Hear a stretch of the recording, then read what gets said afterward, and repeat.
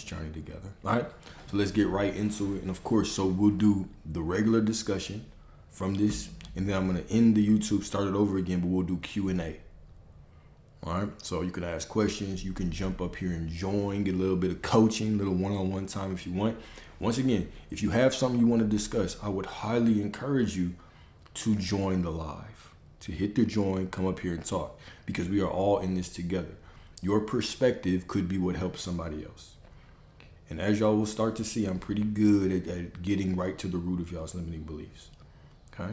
Understand that some of y'all might be a little shy or whatever, but if you can, you know what I'm saying? If you have the courage to jump on, I would highly advise you. But we'll probably do that in about 30 minutes, all right? So let's get into it. The sovereignty of choice, the mirror of divine will. Okay, the mirror of divine will. The power of decisive word. At the heart of creation lies the mystery of choice. Scripture does not frame life as passive resignation to fate, but as an active participation in divine authorship. All right, Deuteronomy 30:19. I have set before you life and death, blessing and cursing. Therefore choose life that both you and your seed may live. Beautiful. Okay, let's think about this. Before you always have these choices: the path of beauty, the path of bitterness, the path to say it's all working out beautifully because I am source, or, oh man, I just don't know why everything looks like that. The circumstances never change. I've been trying to manifest for 6 months and nothing happened. I've been affirming for 12 months and nothing's happened. You always have the choice of how you want to view reality. Remember, it hasn't been 9 months. You haven't been manifesting anything for 9 months. It is only right now. You are simply saying that right now nothing has changed, and reality says, yes, I will mirror you back precisely. This is all it is. All right, this is all it is. This verse is not merely a command, but a revelation of spiritual law. Life itself is a mirror of choice. Every moment places before you two paths: expansion or contraction, remembrance or forgetfulness, blessing or curse. God does not force either upon you. This is unconditional love. You are unconditionally supported at all times to choose exactly what you want to choose. He honors the sovereignty of your will. To choose life is not simply to avoid sin or pursue morality, but to align with the divine vision planted within you, to stand firm in faith and declare that what burns in your heart is worthy of embodiment now. You are the place where identity meets divinity. You are God. God is just spirit, y'all. God is pure spirit. God is not a being in the sky. We start to try to make God Santa Claus. Like God has a naughty and a nice list. Source is simply all that there is. Everything, right? And the identity of this spirit is you. Okay? So you are the place where divinity and identity meet. Your desires are what? The Spirit of God wanting to experience something through the identity of you. Beautiful. All right? So the promise extends beyond you, that both you and your seed may live. Your choices ripple through generations, echoing into futures you may never see. To choose boldly is to set in motion blessings that outlive your own lifetime. To hesitate or doubt is to hand confusion as an inheritance to those who follow. I love that because it raises the stakes. And I love when the stakes are raised. Okay? Choosing life is therefore more than personal. It is a sacred act of legacy. Every yes to your vision is a yes to those who will one day rise in your footsteps. Absolutely love it. Okay? Choice is not secondary. It is the very means by which creation unfolds. Let's talk about that. Choice is not secondary. My brother, Alex, what do you mean by that? Choice is not secondary.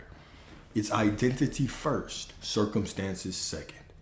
Not circumstances first and identity second. Hear me when I say this, okay? So you decide that you are prosperity. That means that you are prosperity right now. When you walk through the world and that bill shows up that was unexpected, who are you?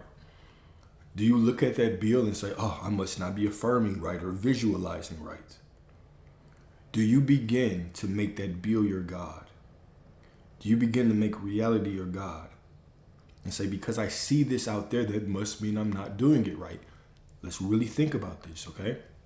If that happens in your external world, Okay? If that happens in your quote unquote external reality and it shows up in your face, right? And you say, oh, I must not be doing it right. What are you affirming right now? Right now, you are affirming that I am not really the person that I say I am.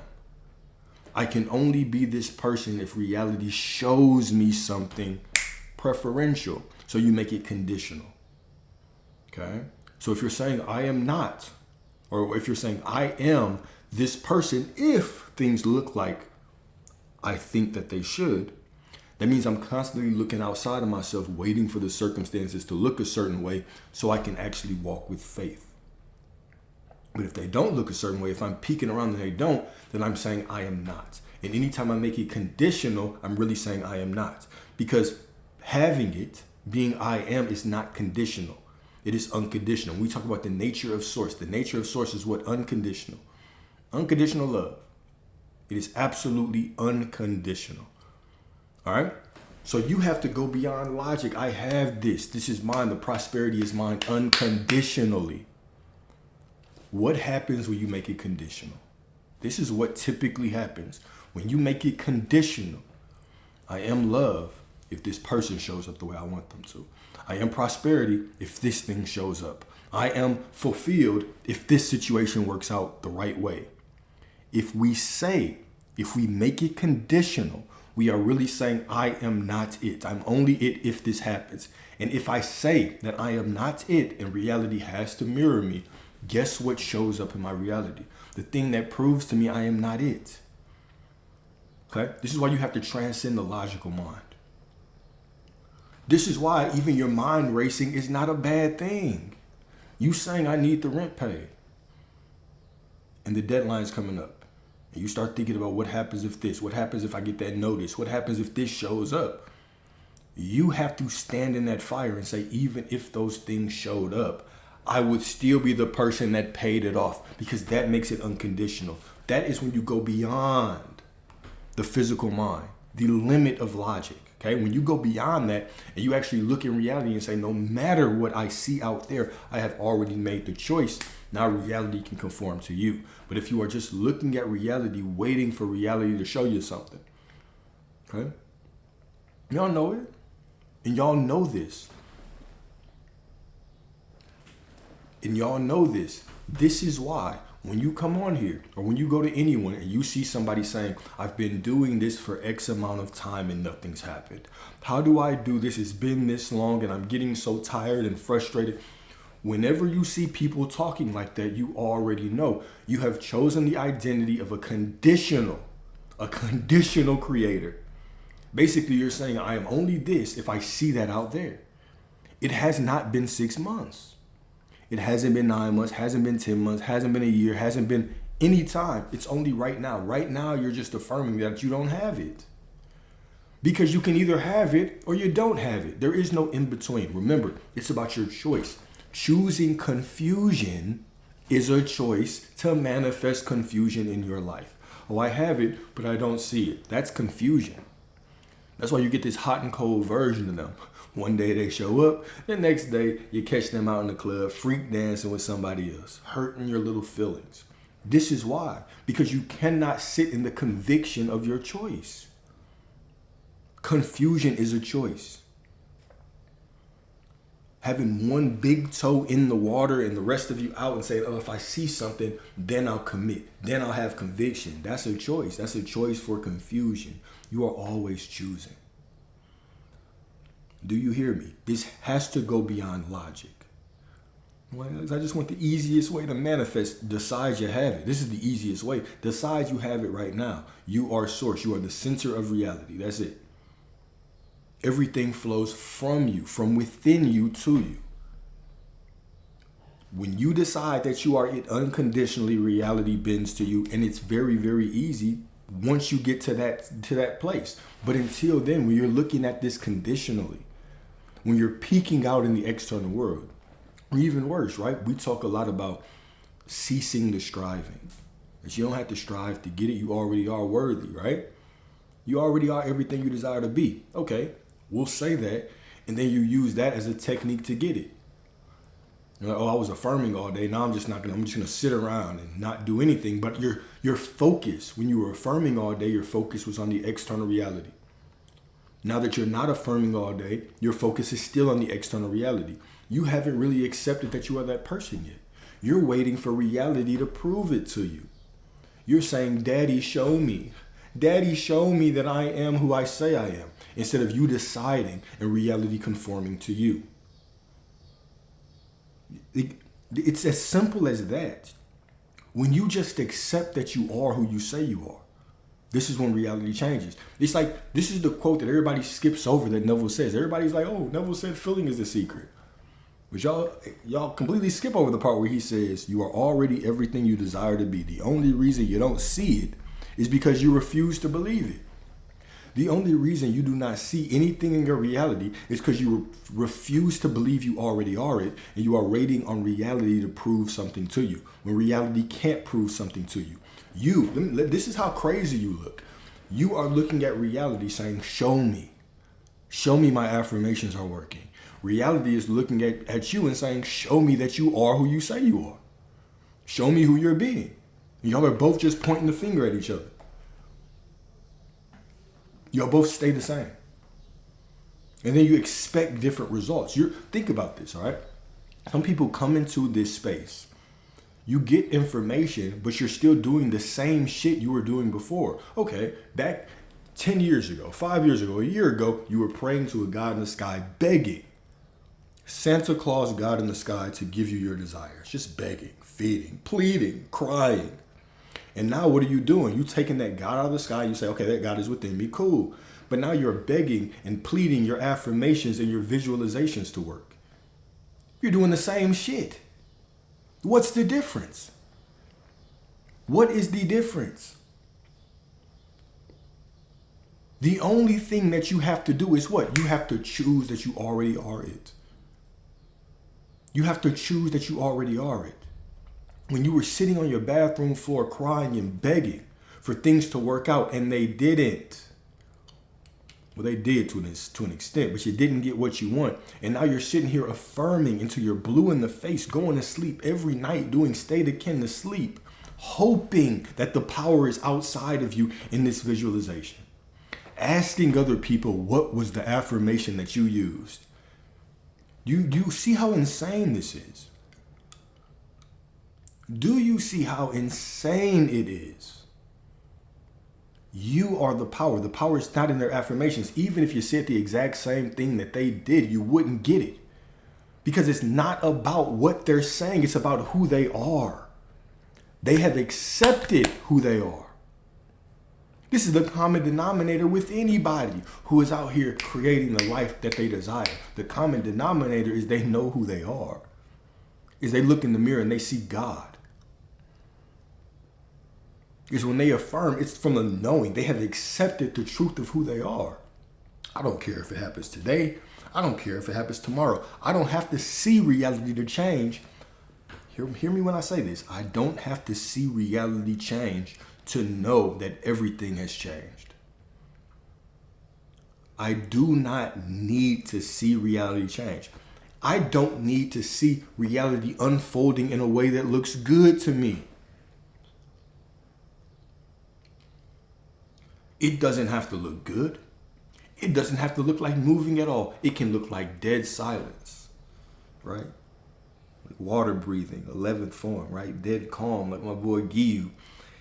It can look dead calm. Reality can look like nothing is happening. Nothing is happening. But I still know everything is happening because I know who I am. This is conviction. This is faith. It is me taking my consciousness off of the external world. How many of us walk around with our focus on the external world all day? Begging for signs. Just looking around, please give me a sign. Please give me a breadcrumb. You're not a bird, you are a God. Reality is waiting for you.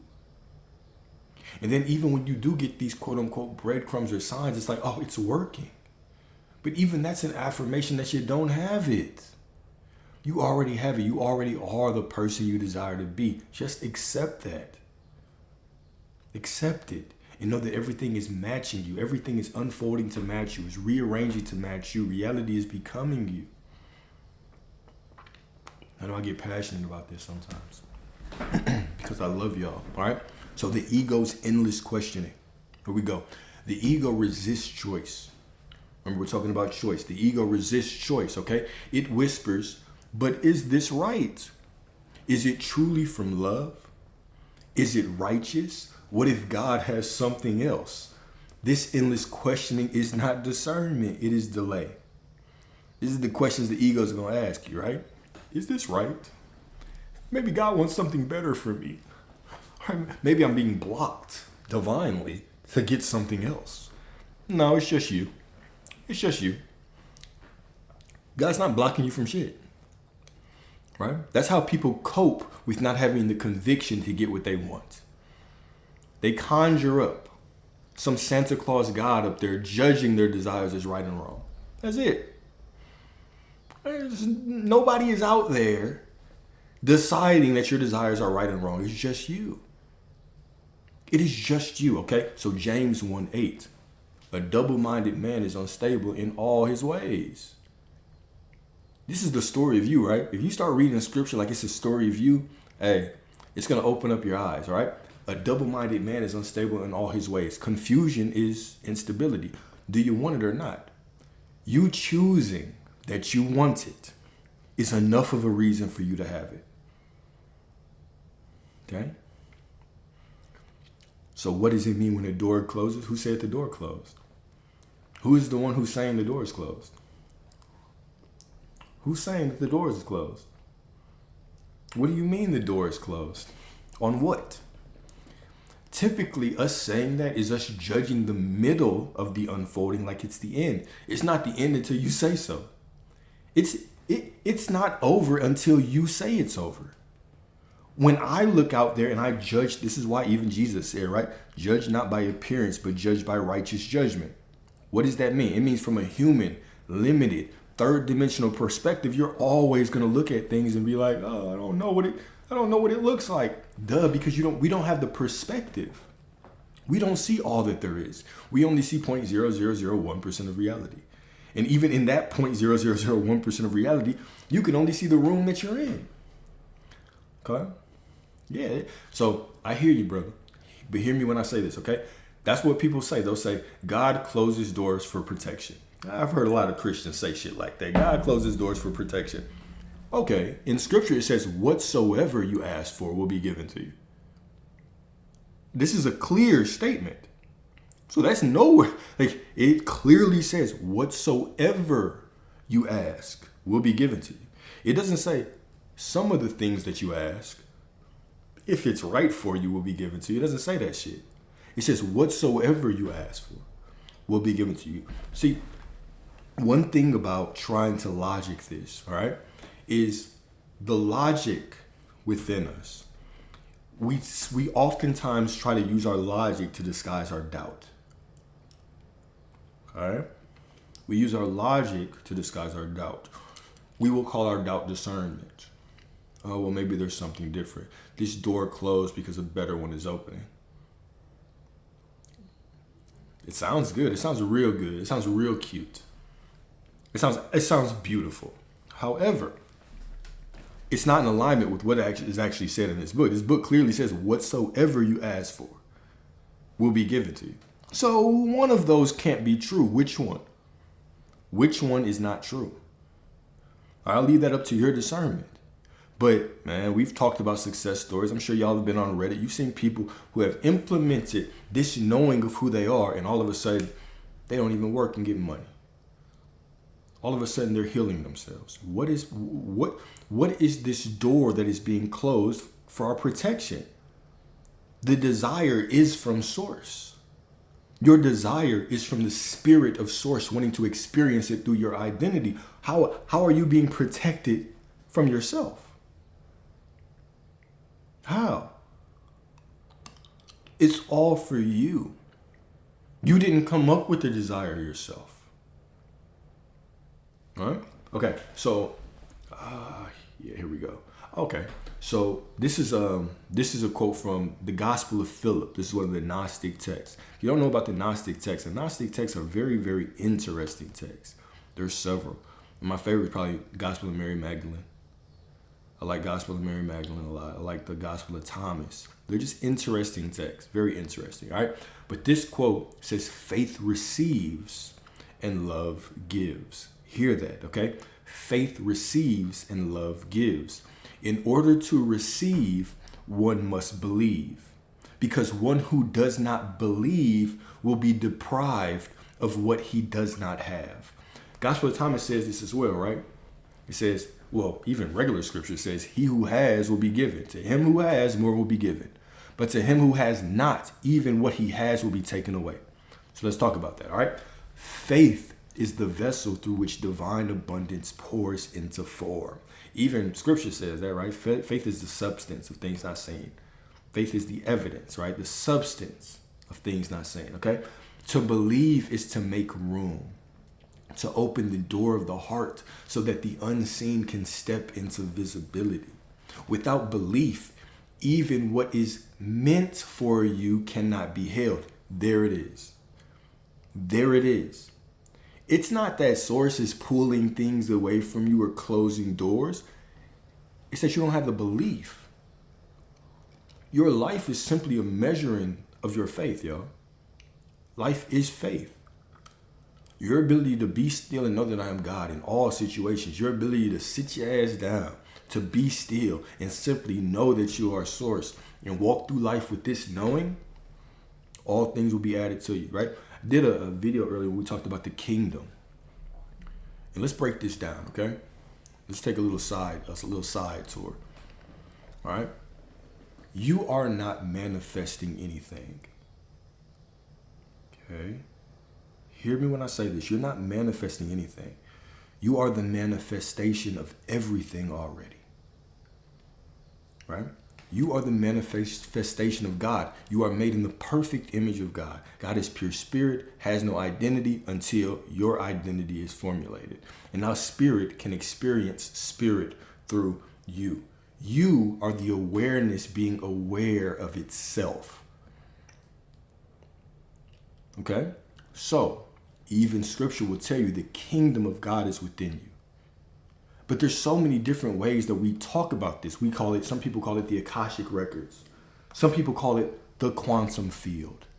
All of these different ways to say the exact same thing, okay? So everything is within you. Therefore, you have everything. The kingdom is within you. Now, one of the more profound words in scripture is what? Seek ye first the kingdom and all these things will be added to you. It does not say seek ye first the things and then the kingdom will be added to you. It says seek ye first the kingdom. What is seeking first the kingdom? Well, the kingdom is everything. The kingdom that is within me is everything. It is knowing that I am already everything, that I am the source. Do you hear what your brother is saying? So from the knowing that I am the source, I am the center, everything I desire can be added to me. This is what it means. The kingdom is already within you. Source is within you. You are everything that you seek. From that knowing, when you seek that, everything can be added to you. You're not seeking external things. Even the money you want, you're not pulling it from out there. It is unfolding from within you to flow to you. That SP you want, they don't exist. They are simply a fragment of your consciousness. That's it. They're a fragment of your consciousness. They're simply reflecting your self-concept back at you. And so when you drop the need to just change that one person, because that's lack, that's not love, y'all. You going out there trying to change somebody, that's not love at all. That is pure lack. But when you take a new perspective of how you are treated, of who you are, of how the world shows up to you, now you give that person the energetic space for a new version of them to come to you. The more that you are out there trying to get things to change, what are you actually affirming? You're affirming, I do not believe I am that person. I need something out there to add to me. But the moment you realize you are everything, here's the magic, right? I've been telling y'all, I've had so many clients, even friends that I'm talking to these days, right? that are like, I don't even ask for anything anymore. I just walk around knowing I'm the fulfillment, knowing I'm God, and all my desires just flow to me. I don't have to affirm for them. I don't have to think about them. I just desire them. And they show up in my life because I know I'm the fulfillment. This is the magic, y'all. This is the magic. It's that you don't have to sit around affirming and miss your whole life. How many of y'all on that SP journey? You've been affirming for an SP for 6 months. Time's just been flying. You're not even cool to be around anymore. You don't want to go out anymore. You don't want to be around your friends anymore. You can't miss your state akin to sleep nightly routine. And life just passes you by. This is why I'm not pointing you towards a technique. I'm pointing you back to your power, to the truth of who you are. This is bigger than your SP. Your SP doesn't even exist. And the quicker you realize that they don't exist, the quicker you realize that you are in this world by yourself. Just you and God. When you start seeking yourself first, now all of those things are going to flow to you. But until then, you're going to be like the hamster in the wheel. And somebody's just dangling a carrot in front of you. You're just, please, slow down. Slow down. That's not an enjoyable life. You are God. You are source. You were never told to do that, right? Never. It doesn't one place in scripture or in any of these spiritual texts say, the more you affirm, the more you will get. If you regulate your nervous system and reprogram the subconscious mind, and then you open up a cauldron and light it on fire, and sacrifice a baby goat, not over the age of 3, of course, and then take the blood of a virgin and place it in, it doesn't say any of that shit. We're the ones making this complex. You simply need to know who you are. And from that knowing of who you are, you automatically are in alignment with everything that you want because you are source. You're the vibration of everything. You are the vibration of God. Therefore, you are the vibration of everything.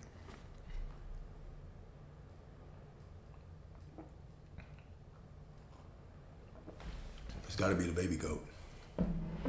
It's got to be a baby male goat, right? The firstborn male goat baby of the cluster. Right? Until you really step into your power right there. All right? Here we go. Here we go. The point of that is that manifestation is not about the thing, it's about you. Stop making it about the things and make it about yourself. Okay? Make it about yourself. My conversations off here are unhinged. They're absolutely unhinged. All right? Right. So here we go. Here we go. Here we go. This is where we were, right? Without belief, even what is meant for you cannot be held because the hands of doubt are closed, right? Doubt's hands are closed, right? But belief, faith, your hands are wide open, all right? Faith does not create the blessing, okay? Faith does not create the blessing. It positions you to receive what already exists. As Hebrews declares, faith is the substance of things hoped for, the evidence of things not seen. Faith is both substance and signal. It's the signal to receive, and it's the substance of what you'll want. And it all flows from where? From inside of your divine ass, okay? It draws into the visible what has always been true in the invisible, because everything exists. One of the things that really blew my mind was the realization that everything I desire is already in front of me. But make that face, all right? Everything that you desire is already in front of you, okay? Think about it like this, okay? Think about it like this, all right? God is everything. God is everything, and God flows through you, as you, within everything in your reality, okay? So God is in this cup.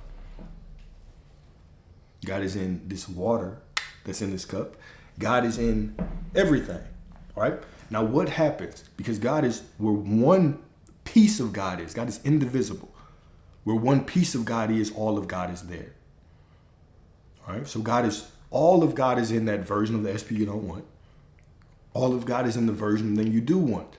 So it's not that you're walking through reality and things are just literally fading away. They're literally rearranging the same substance that exists right here, right now. Rearranges to show you what you want. Because it just is unfolding from within you. Okay? This is why there's no separation. Reality doesn't end somewhere and you start. Okay? And even, like I always say, right, even as within, so without is not profound enough for what you are. You're just reality. Reality is just you. There's no separation. Right? Sometimes when I say as within, we think that we have to dig within ourselves and find something. Right? We're like, oh, God is up there, so let me search up there to find him. Oh, sources within me, let me dig deep within myself in meditation. You don't have to meditate to get what you want, y'all. Anytime you're present, you're meditating. So the same substance, the same God that flows through you, flows through everything and unfolds to reveal what you want within everything when you change or choose who you want to be. It's such a powerful realization, because even the thought of me jumping timelines back in the day, I was like, whoa, jump timelines. How do I do that? The logical mind wanted to overanalyze that. And why I try to kind of, I hit y'all back with the I am God over and over from different perspectives. But one of the things that really helped me, I don't know if it'll help y'all, I'm going to give y'all this, because I've said this a couple times, but we say things in a whole bunch of different ways. But one of the things that really helped me was, okay, it is my perception that simply changes the dimension I'm in. My acceptance of the truth of who I am opens me up to whatever dimension. I'm a multi-dimensional being. I'm always in multiple dimensions. I'm always in multiple perspectives. I'm always shifting and changing, and reality is always shifting and changing to me. Same substance though. The same substance that flows through me. Okay? So another way to think of timeline shifting, it's not necessarily that you're jumping timelines and going to these parallel realities. If that helps you to think about it, cool, you can do that. But what helps me is the knowing that the substance that is already in this reality, the same substance that made up my bank account when it was always at negative fucking 40, and I was always trying to rush around and fill it back up so I could avoid the NSF fees. I know a lot about them NSF fees, man. The same substance that made up that bank account is the same one that makes up the one now. The one now that I don't even have to look at. The one now I don't have to worry. I just swipe that shit, right? The same exact substance. This is the same account. It's just me viewing it from different perspectives of who I am. And when I begin to look at the world from a different perspective of who I am, everything shifts. I was talking to this guy earlier. Right? We were on the phone talking. And one of the things that we were talking about is the situation where, I always tell y'all about the situation where I was about to get evicted, okay? How I really came into this manifestation space. Because I had no other choice. Right? I'm about to get evicted. The court date is set. I had no money, no job. I owed about $7,200. Okay, about $7,200, and I owed it in a couple of days. And at the time, I was doing Uber Eats. If you know anything about driving Uber Eats, I wasn't gonna make that. I wasn't gonna make it. Okay, but I stayed in the knowing that I have it. It's paid, and I felt doubt every day, despair every day, anxiety every day, fear every day. But I chose not to serve that feeling. I chose to go back to the truth that it's already paid. Okay, it's already paid. Whenever it came up, now it's already done. I'm already perfect. It's already done. Okay. Now, the beautiful thing that happened is that on the day I was supposed to be gone, right, I called, I really checked the account online, and I couldn't check the account for a long time because it's like, it locks you out. The account locked you out whenever you were past due, because you had to call and then you had to make your payment like over through like the customer service, right? It's a long process. I was like, fuck. Still like that. The day I called, it was absolutely unlocked and it was paid in full. And when I called to check, like, is this fucking real? When I called to check, okay, somebody paid it. I don't know who paid it to this day. Still don't. But it was paid in full, right? Unconditionally, I was in the knowing that it was paid. No matter what. It was the day of. I did not know what I was going to do. But I knew even if I had to go and sleep in the car, it was still paid. And I've done that before. I've slept in the car before. I've told y'all, bro. I've been, this wasn't my first go around with the eviction. I've been there before. Cars repo. I've been homeless. I've been down and out. So I know what it's like to feel that anxiety and that fear and not know. Here's the thing that I don't really talk about. Okay? When that happened, I was speechless for a little while. For a couple hours, I was absolutely speechless. This opened my mind to the possibilities. Even if I don't have it, even if I don't see it, I know I have it. Even if I don't see it, I know I have it, all right? Now, here's the thing. After that, I'm walking through life, and I already knew, okay, because I had went through this process, this eviction process several times, I was like, all right, it's paid now. Now, I know I have about 2 months to get it right. I wasn't thinking about paying rent on time the next month, could care less. I already knew, no, the first month they're gonna let me slide and they're gonna send me a warning. Then they're gonna have to do all this process and this and that and that. So it's gonna take about 2 months. I have 2 months to get my life together. Here's the thing, y'all. Here's the thing. It was paid, okay? It was paid. Miraculously, it was paid. But guess what? I still didn't have money. Hey, this is the part I don't really talk about. Yeah, I still didn't have money. I was still driving Uber Eats. I still did not know what the hell I was going to do. The only thing that changed was my conviction. I had conviction before, but I could rest a little bit more now. Rest in that knowing. Now, why I'm telling y'all this is because we constantly talk about be still and know. Rest in the knowing that everything's done and everything is good. But sometimes the fear and the doubt and the anxiety is kicking your ass. Are you judging those things as taking you out of alignment, or are you just looking at them as part of the human experience and still telling the story of who you really are? That is important. Even after that, I was still having thoughts like, damn, was that a fluke? The hell happened? What am I going to do? I still had those thoughts, but I rest in the knowing that it is still done. And I end up getting a job. I end up getting deep in the market, losing some money, but I ended up, basically everything turned, in 2 months, my life turned around completely. Completely. Even at that time though, I was still kind of dibbling and dabbling in other things, but my life completely turned around in 2 months. Now, was it easy? No. The process was easy, but was it easy for me to stay in that belief and that knowing? No. But I did it like my life depended on it because I felt like it did. And that's often a very powerful state of mind, a very, very powerful mind frame to say, I am not going to turn around. I'm not going to go back.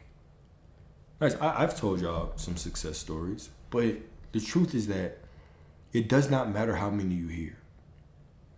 It doesn't matter how many you read. It doesn't matter what new techniques you learn. It's always about you. It is about you. And it's about you making an unwavering decision, a commitment to know that you are source, that you are the center of this reality. And even in the midst of your emotions going all over the place, you are perfect. Even in the midst of your thoughts wandering, what if this happened? Oh, I'm still perfect even if that happens. It's still done even if that happens, beyond logic. You have to jump, you have to go to the edge of that cliff, the edge of that logical mind where it says, well, no, Alex, if they come knocking on your door, it's not paid. No. Even if they do that, somehow it will still be paid. You have to jump off of that cliff. Jump off of that logical cliff and make the commitment to yourself. And here is the thing. Nobody can push you off of that cliff. Nobody can make that choice for you. Nobody can walk in that conviction for you. It has to be you. It has to be you. You have to decide. You have to right now take a breath, take a deep breath, and decide I am everything I desire to be right now, no matter what. And then when the mind starts to doubt and then ego starts to say, but what about this? But what about that? But what about this? It's say, yeah. Even in that, I'm still it. And when those feelings start to, the doubt and the anxiety and the fear and the frustration, in those days, you're saying it, but it's just something doesn't feel right. And it's just, I don't know, man. It just doesn't feel right. I'm just not at ease. You still have to commit to that story, knowing that this feeling too shall pass. It's all about you. Guys, it's all about you. And there's nothing else. There's no magic technique. There's no magic spell.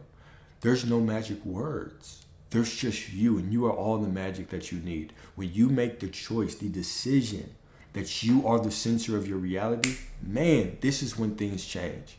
But when you are not putting yourself at that center, you're putting affirmations at the center, and you're waiting for the world to show you that you're the center.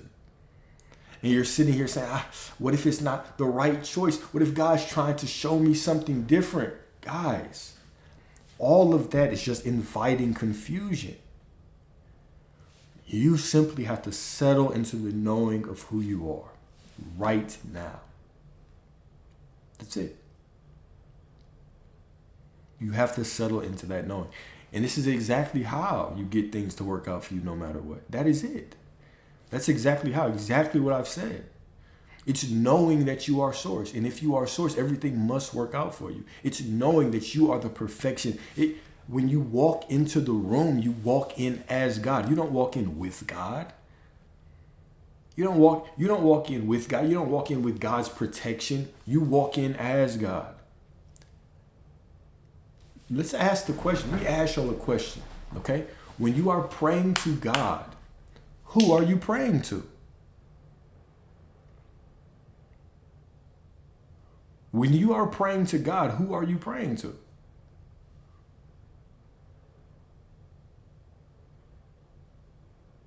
If God is all that there is, what is exempt from that list? You are simply the awareness being aware of yourself.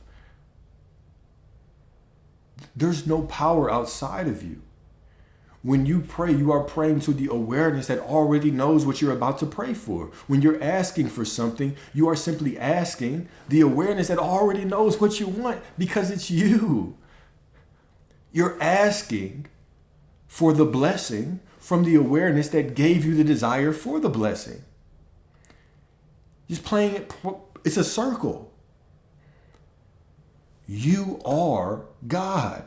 When you pray to God, you're praying to the awareness that you are. There's no one else can give you permission for this. You can only give yourself permission because you are the only power that there is. Do you hear you, boy? Goddamn, there's nothing out there. There's no reality out there, no SP out there, no God out there. There's nothing out there. There is just you walking as the expression of God. There is just you. It's just you. You are God. This is it. So there's only your decision. This is why I could care less what techniques you do.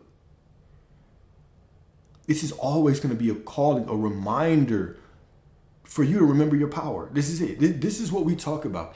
It's me reminding you how powerful you are. This is the community we built, right? Where we just sit around, we remind each other how powerful we are. This is, if you want your life to change, right? Then accept your power. Stop waiting on somebody to give you a permission slip. Stop waiting for somebody to tell you it's okay. Nothing out there can validate you. You think you're looking for proof. That's what I constantly tell y'all, right? You think you're looking for proof. You think that something out there will prove it to you. It won't. It won't. It won't. Some being, right? Some being could manifest at your bedside tonight and say, I am Jesus. And have a big ass glow and a halo on their head. You can say everything that you desire is coming through and disappear. And the first thing that y'all would do is pick up the phone and call the fucking police. Oh, hell no. I don't know what the hell's going on with this guy. Motherfucker done broke in my room, shining a light in the middle of my sleep. You're not looking for validation out there. You're looking for permission. And the only person that can give you that permission is you. Nobody can do that for you. Nobody. Nothing will push you over the edge. You have to push yourself over the edge. And when you push yourself over the edge, guess what? You have to, first of all, and let me say this one more thing. I'm acting like y'all trying to tell me to stop. Hold up, y'all. Let me just tell you one more thing before I close this. The ego's always going to be begging for proof. You have to commit before the ego. And then when you commit before the ego, guess what? Reality will show you something, and then it will drag the ego on board because you are sitting in the middle of your dreams. And then you're going to look around and say, God damn. The ego's going to say, God damn, you know what? I guess your ass was kind of right. Maybe I should protect you a little bit less. And then you know what the ego's going to say? It's going to say, nah, I'm going to still protect you. And you're going to go back to the same thing over and over and over again. That's it. You have to make the choice. Who are you trying to convince? Who are you trying to convince of who you are? Are you trying to convince the ego of who you are? Do you believe that Source, your awareness, needs your ego on board to give you what you want? Do you believe that Source needs your ego in perfect alignment with it? Your ego's not even real. It's not even real. It's just a collection of thoughts. But you let them thoughts just whip your ass like Terrence Crawford around this motherfucker. They're just your thoughts. You are already everything that you... Matter of fact, what time does that fight come on? Matter of fact, what time does that fight come on? But anyways, your ego is not real. It's just a collection of thoughts. That is it. Okay? That is it.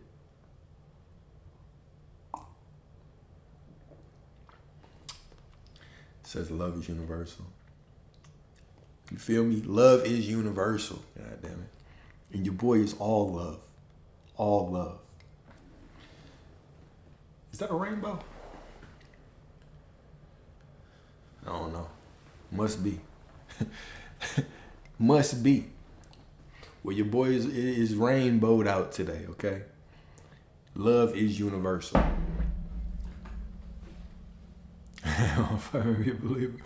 When I heard this man's mom used to tell people to beat his ass, that's when I was a believer. When they did an interview with Terrence Crawford's mom, or Terrence Crawford, he said his mom used to tell people to whip his ass, and he still beat all of their ass. That's when I say, you know what? Let me put all of my money on this guy right here. You know what I'm saying? That sounds like a good investment to me. Shit.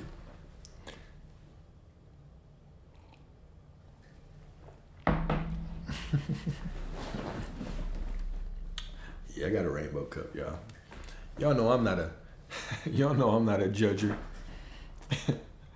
You know I don't judge. All right, so here we go. Strength comes from trauma, for sure. You can't bet against somebody like that.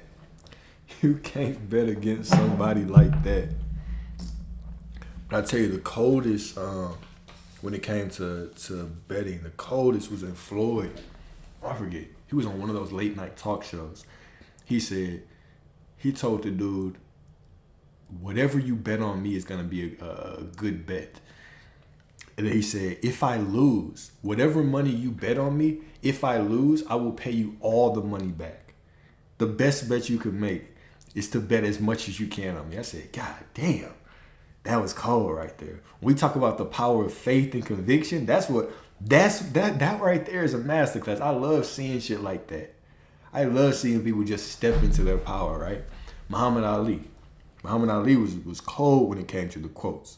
Stepping into his power, right? I knew I was the greatest, right? I've been saying I was the greatest before anybody told me, right? Those are power. This is powerful, right? When you can walk in that affirmation. Right? Or Conor McGregor. Conor McGregor is another great example, right? I love listening to fighters, especially in the beginning, the very outspoken ones that typically tend to be the best ones, right? It's that speaking of reality into existence, right? Beautiful. It's absolutely beautiful. All right, so let's talk about righteousness for a second. We'll talk about righteousness, and then, God damn, this is a long discussion right here. All right, let's talk about righteousness. I'm going to skip to the end. All right, righteousness has been misinterpreted as moral perfection. But in scripture, it simply is alignment with God's vision, all right? When you typically think of the word righteousness, you start thinking of like morality. Righteousness has nothing to do with morality. Morality is a man-made construct. That's it. If you're born in a different place in the world, you're going to have a different perspective of righteousness. Okay, if you grew up in a different situation where you had to survive, you're going to have a different perspective, a different definition of righteousness. But let's talk about it from a spiritual, a metaphysical perspective. All right. So in Genesis 15:6, it says Abraham believed the Lord. Okay, this is going to tell everything. Okay, Abraham believed the Lord, and he, source, counted it to him as righteousness. Do you hear what that says? Abraham believed the Lord. So the belief in the Lord is the righteousness. Okay, now we ought to take a step back, because we'll hear this and we'll think that belief in the Lord means belief in the Santa Claus out there. Lord in the Old Testament meant law. Okay, law. Life and death are in the power of the tongue, and those that love it will eat its fruit. Okay, so we're talking about the law. When we talk about the Lord in the Old Testament, we are talking about the law. Okay, Abraham believed the law, and he counted it to him as righteousness. What is the law? My desire is the promise. It is the promised land. Okay, let's talk about that. All right, righteousness here is not about flawless behavior or perfect obedience to laws yet unwritten. You hear that? Laws yet unwritten. Because this means law, but we're talking about laws that were yet unwritten when we talk about Abraham, okay? It is about trust, alignment, and unwavering commitment to the vision God placed before Abraham. He was shown the stars, a vision of descendants as numerous as the heavens, and though he had no evidence in the natural, he chose to believe. You see how I highlighted that word chose, bolded it up. We're going to put it in italics, and we're going to underline that shit. He chose to believe, even though he had no evidence in the natural. That belief itself was counted as righteousness. For righteousness is not perfection, but alignment, saying yes to what God has revealed, even when the visible world has yet to confirm it. Bada bing, bada boom. You feel me? This verse teaches us that righteousness is not earned, but embodied.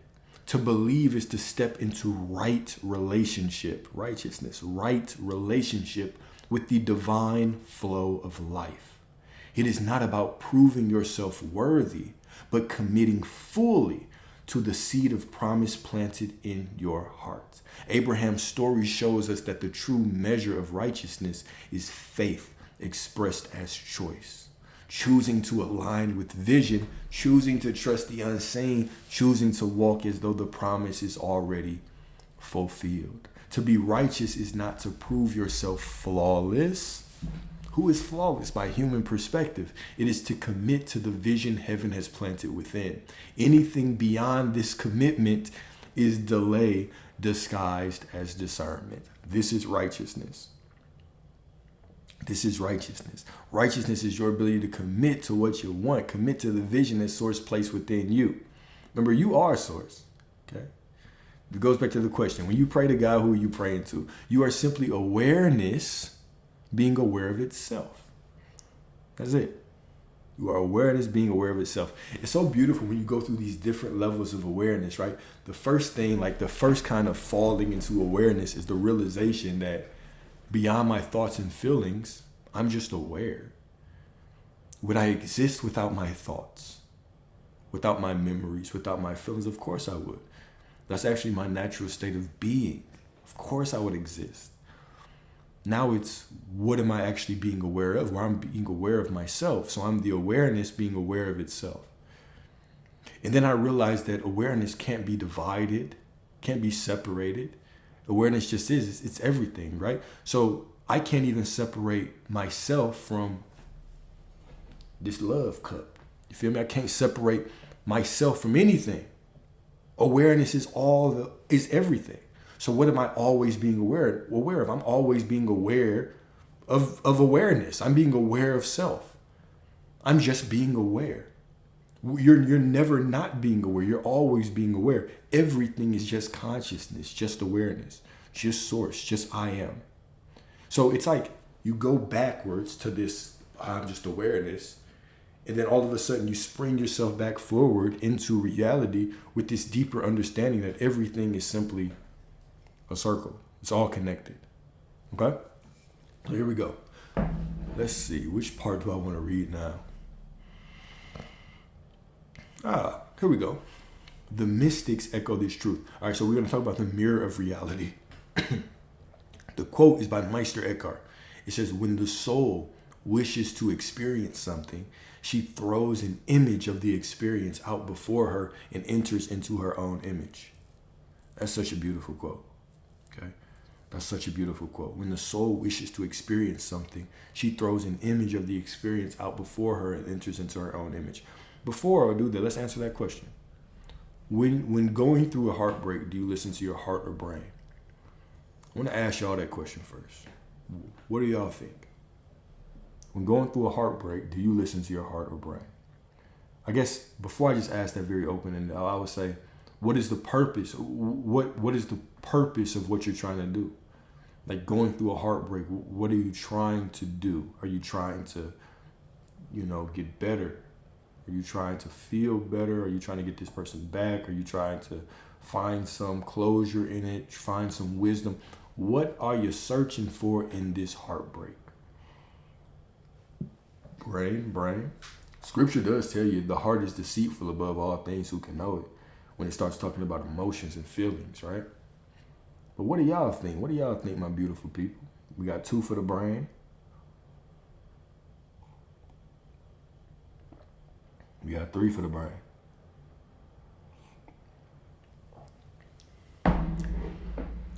Oh, hold up. Oh, somebody just dropped a bar. Because your heart is broken, so if you listen to the heart, you are getting broken thoughts. Because your heart is broken, if you listen to your heart, you are getting broken thoughts. That was a bar. Jeez. Coming here dropping that wisdom like that. God damn. Neither, just know. Just know what? Go back into myself. Just know what?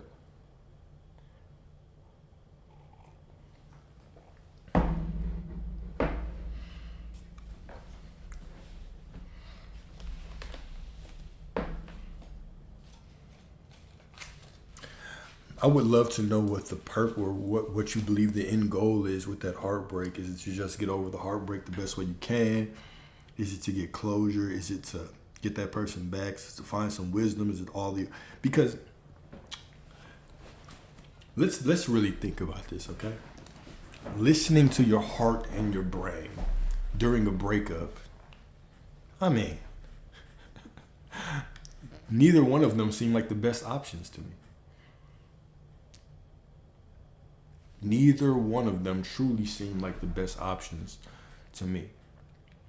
Sometimes the best thing that you can do is nothing. Sometimes sitting in the knowing that you are going through a painful situation is enough. Right? Sometimes just giving yourself the intimacy to heal and to feel whatever you're going through is enough. Right? I ask because I don't want to give y'all all the answers, man. I want to give y'all all the answers, and this is a very individual experience, so I don't want to sway y'all. I wanted y'all to think about that, give y'all the space. But from my perspective, sometimes just sitting there and dwelling in whatever you're feeling is perfect. It's fine. I don't have to listen to every thought when I'm going through a heartbreak, because every thought is probably not going to be the best thing for me to do. Damn sure don't want to listen to all my feelings, because my feelings are for sure not going to be the best thing for me to do. But sometimes I'm going through a painful situation. I have to understand spiritually what's going on. Okay, so spiritually what's going on is this, all right? Somebody has just walked out of my life, and you believe you're just mourning that person. This is what we typically believe, we're mourning that person. But let's be for real. There was a version of you that saw the rest of your life with them. So you're not just mourning that person, you're also mourning a version of yourself. And so give yourself the space, the grace to go through that, all right? If let's say that your son or daughter or little brother or little sister, okay? Your son, daughter, little brother, little sister was going through this situation. They were going through a heartbreak and they wanted to talk to you.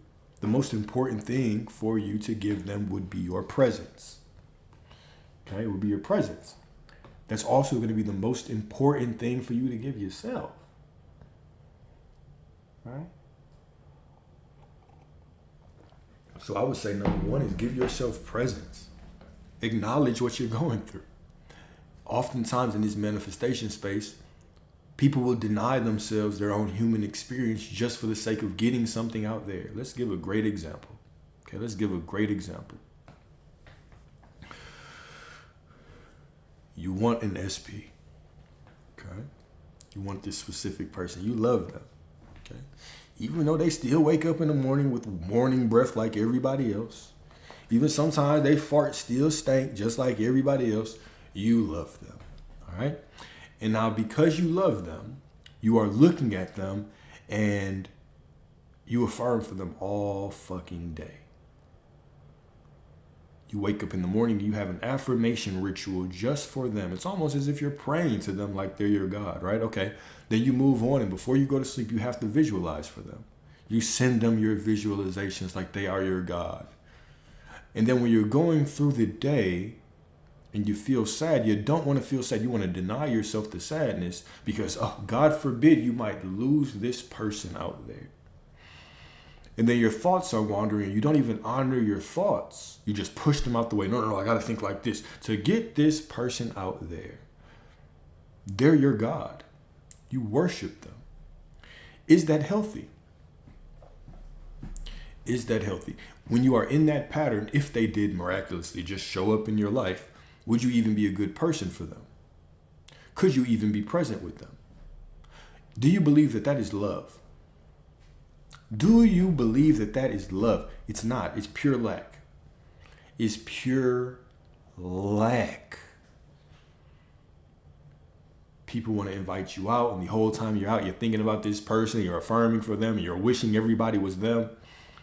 You haven't even given yourself the space you haven't even honored your own emotions because you need something in the external reality to change to validate you so that you feel fulfilled. I want you to really think about this. What about this is healthy? What about this is loving yourself? What about this is honorable at all? What about that feels good? What about that makes you feel like you're source? What about that allows you to feel like you're in power and control of your reality? This is not a journey of doing things to get things. This is a journey of remembering that you are already everything that you desire. We've spent a lot of time talking about SPs lately, and I've been trying to drill this in your head because it's very important.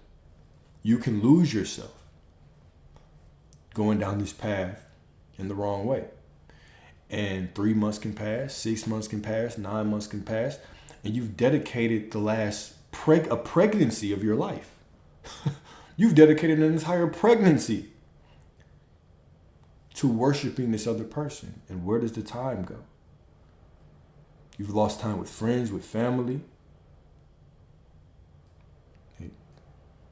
You wake up in the same routine every day and nothing's changing.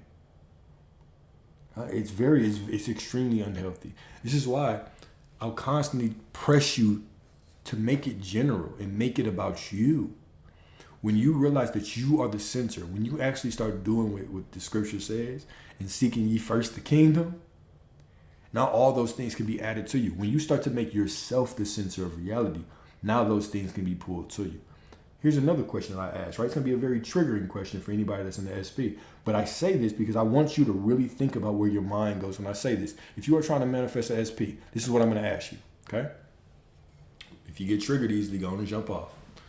All right? Why do you want someone who doesn't want you?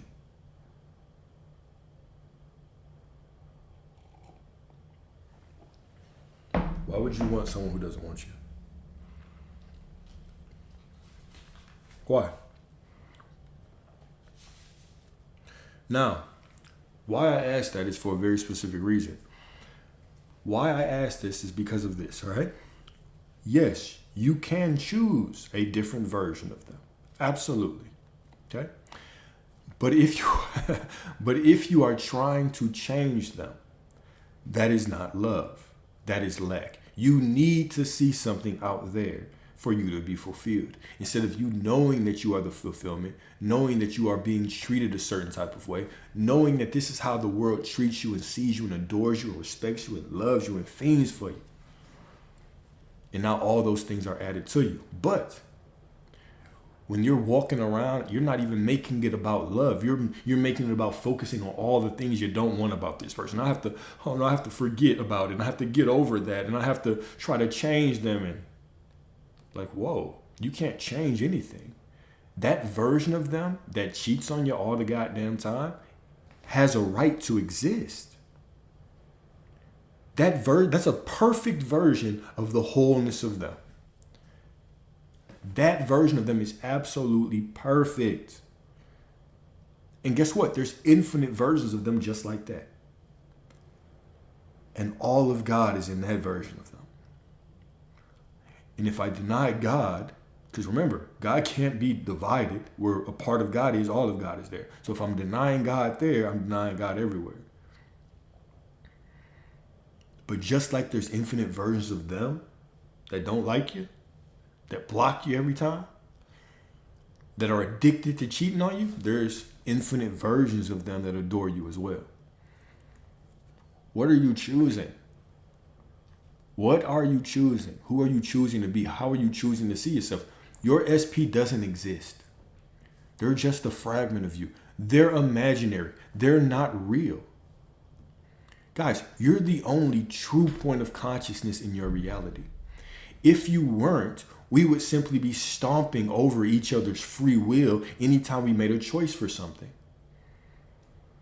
You have to be the only point of consciousness in your reality, or else free will is a myth. It doesn't exist. How could we all have free will if there was only one reality? It would make no sense. If 5 people want to buy the same house, who gets it? Well, if you say only one, the one that wants it the most, that's not free will. That's purely ego. That's purely me stepping over somebody to get what I want. There are infinite realities, infinite versions of that person. Stop making the love story about that person and make it about you. Because it's always been about you. It's never been about them. They don't exist. They're just perfectly reflecting back who you think you are. Because you've had these expectations. I want you to really think about it. You want this SP because the first time you met him, it felt damn near perfect. The first time you were with them, it felt damn near perfect, right? You loved them. They loved you. Felt like a fucking dream, didn't it? Couldn't get enough of them, right? You wanted to flap out their dirty ass drawers and just smell that shit. Loved them. Show nasty ass, all right? So then the intrusive thoughts came. You started thinking about the past. What if they're like this? What if they're like that? And you started thinking of shit in your mind, And all of a sudden, all of that shit started happening. What was the real problem? The real problem wasn't the thoughts. It wasn't the emotions. It wasn't the past. The real problem was what? You refused to be present with them. You refused to be present with them every moment you were with them and see them as perfect and see them the way that you wanted to. You were too busy living in the past in a past you didn't even want. And you were too busy living in a future that you didn't even want. Okay, boom. So fast forward, they leave. Cool, that version of them leaves. That's fine. That version of them was always going to leave because it was that version of them that wanted to leave. Now you walk out and you say, you're trying to get them back. And all of a sudden you see the manifestation thumbnail on YouTube. Get your specific person. How to manifest anybody in 22 days. Proven. With an asterisk. Or your money back. With another asterisk. Only if these following terms apply. All right. So now you have fallen into the manifestation trap. Ooh, I can get them back. And now you spend your entire time, right? You lost them by not being present. And now in this moment where you're trying to get them back, guess what? You're still not being present. You're sitting there and you're thinking about all the things that version of them did in the past that you want to change. All right. And then you're just using this present moment as what? You're just using it to think about this future that you think is far away, that everything has to change for you to get through. You're making the same mistake. Back then you weren't present, so you lost it. Because to he who has, more will be given, and to him who does not have, even what they have will be taken away. You can only have it by being present. You've never had anything and not been in the present moment. Do you hear what I'm telling you? So now, even right now, you are not getting what you want. You're not having what you want because you're not in the present moment with it. You're always in the past condemning shit. You're always in the future dreaming of shit that you think is far away. So even if you got them right now, where would you be? Would you be in the future with them? Worrying about the other shit, thinking about the next technique to keep them around? Or would you actually be in the present with them, seeing them as perfect? This is the magic. When you finally start to live in the present moment and see them as perfect now, see everything as perfect now, voila. But until then, guess what? You're always living in the past, you're always living in the future, and you can't have shit. When you be still and know that I am God means sit your ass down, enjoy life right now, know that you are source, and you already have everything that you desire. I love y'all. Should have told y'all to hold hands, sit down, sing Kumbaya before I said that shit, right? But if you are just running around, not being present, okay? Just not being present, wondering why you don't have anything, that's why. Because you can't be in anything. You can't have anything if you're not present. If you're not enjoying this moment, this perfect moment, this is the only moment you've ever lived in. This is the only moment you've ever had anything in. You've never lived in the past. It's just a thought. You've never lived in the future. It's just a thought. All the pain you've experienced, the loves you've experienced, the devotion, that mediocre ass sex you used to have with your SP, all the shit that you've experienced has been right now in this moment. And when you have it again, guess where it will be? In this moment right here. Right here. The more that you can sit in this moment, the more you can understand, or the more that you can have. Let me just put it like that. The more that you are able to sit your ass down in this moment, the more that you can have. I know you were faking with him anyway. Talk about it's your SP. It's the personality that matters. I just loved him, so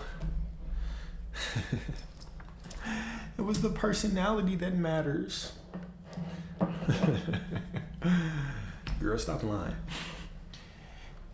It ain't the goddamn personality. All right, so here we go. So let's see here. I know I veered off. So let's end this one quickly. All right. So I'm going to read this love letter. You know, I love writing y'all love letters. So this love letter is about making a choice. And then we're going to get right into Q&A. Love letter on making a choice and then Q&A. Has your SP ever written you a love letter? Here's the one thing that I would love to tell y'all, okay? Especially when it comes to SP. Y'all know that your SP is cool. Don't get me wrong. He or she is, they're cool. Here's the thing. This is the truth that I want y'all to really realize. Who makes them special? Who makes them special? If you lost your memory of them, who would they be to you? They would be a nobody. They would just be another person walking through life. It wouldn't matter to you. You make them special. What makes you think, if there are infinite versions of them, what makes you think that somebody couldn't walk in your life that you're more attracted to, that treats you better, that makes you fall in love more? Sometimes we get so caught up in that path. I'm not saying that you can't choose them, right? Anything is possible. You can have whatever and whoever you want. Don't misinterpret what I'm saying, right? I've manifested several SPs in my day, right? Your boy used to be SP crazy. If I wanted her, I was gonna get her, right? But think about it like this, all right? You can have whoever you want. You can meet somebody tomorrow that walks in your life and treats you better. Why are you closing your mind to only this one person? Why not make a choice? May the best woman win. Ladies, why not make a choice? May the best man win. What's stopping you from doing that? Sometimes we can get so narrow, so limited in our perspective that we forget that this world is meant to be your playground. It's meant for you to be fun. The same beauty that you see in them, you can see in someone else. There was a time when you didn't even know them and they showed up in your life, and somebody else can show up in your life and be even better.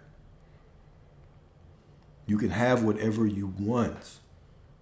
You can have whatever you want. Whatever you want, okay? So here we go. This love letter is about choice. Okay, it's about choice, and I'm gonna get into the affirmations. Here we go. You have delayed long enough. The voice of hesitation has dressed itself as wisdom, but you know it's disguise. Doubt pretends to protect you, yet it only robs you of the life already waiting to unfold. You do not need another sign, another confirmation, or another assurance from the world. You are the sign. The very desire that burns in your heart is God's whisper, already blessed and already complete. Righteousness does not mean perfection. It means commitment. Abraham was not called righteous for flawless behavior, but for believing the vision God placed before him.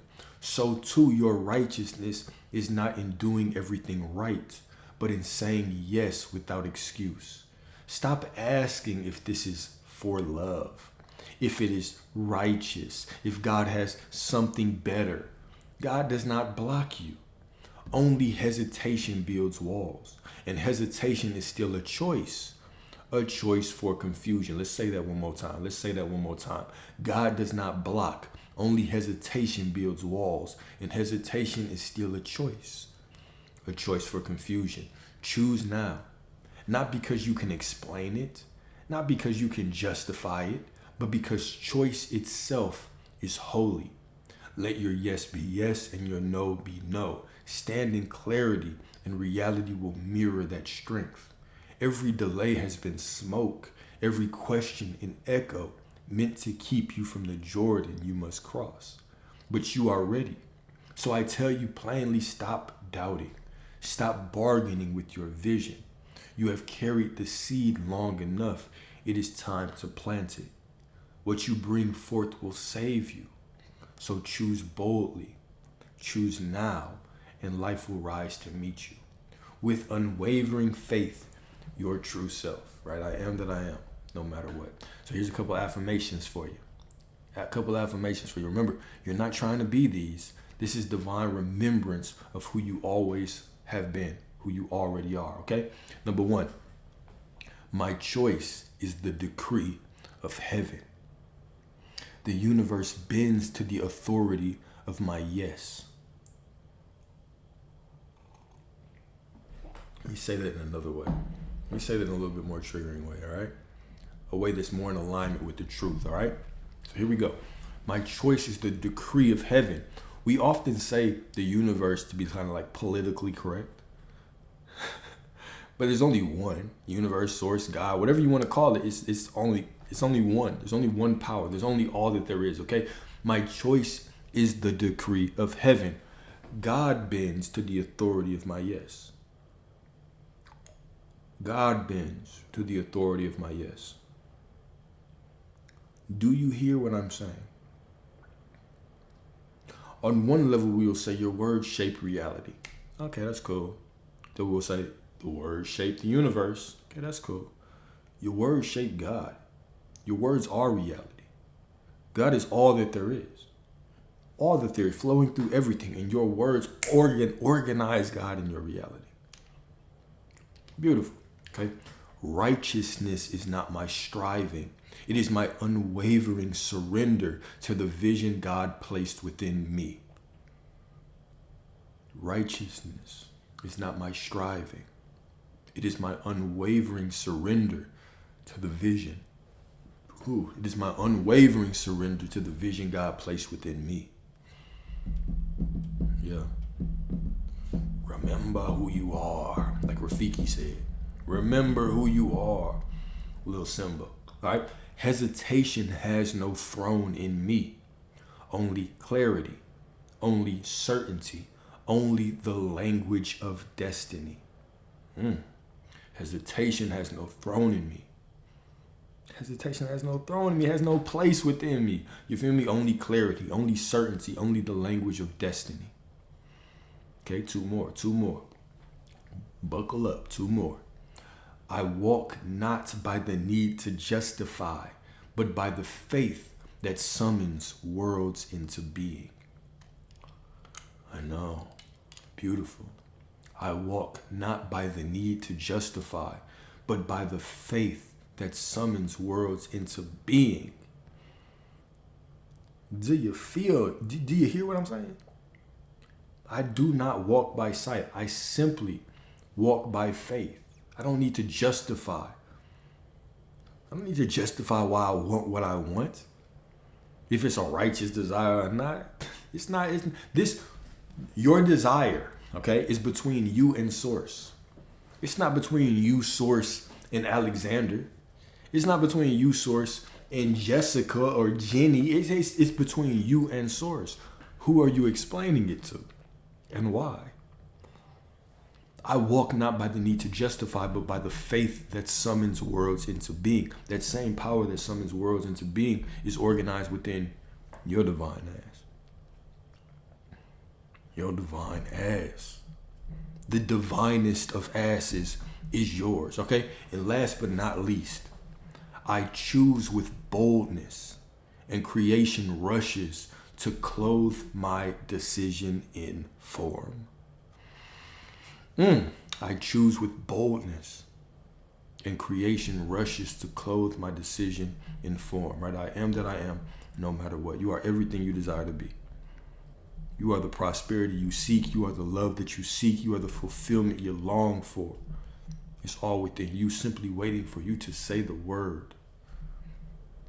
To just know who you are. You are everything you desire to be right now. Right now, okay? Cool. All right, y'all. I appreciate that. All right, so this is all I had today. Well, for now. Now we can do Q&A. If you want to join, come and join. We're going to do this panel style. So everybody that join, I'm letting y'all, all of y'all in. All right, so if you join, go and join. If you want to talk, if you want to do whatever. Yeah.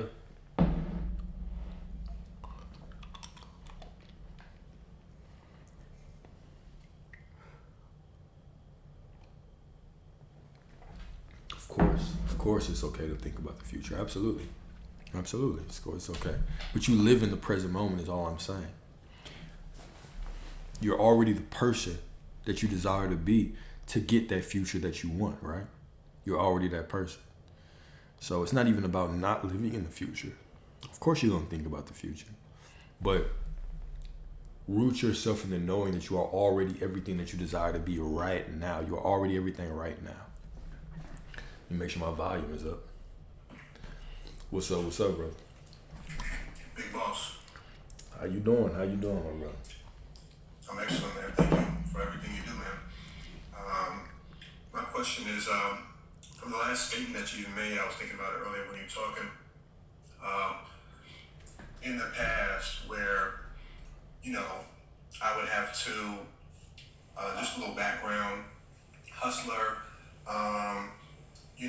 very savvy, streetwise, or just being able to be very innovative and creative in regards to revenue, getting things done, making sure things are happening. Mm-hmm.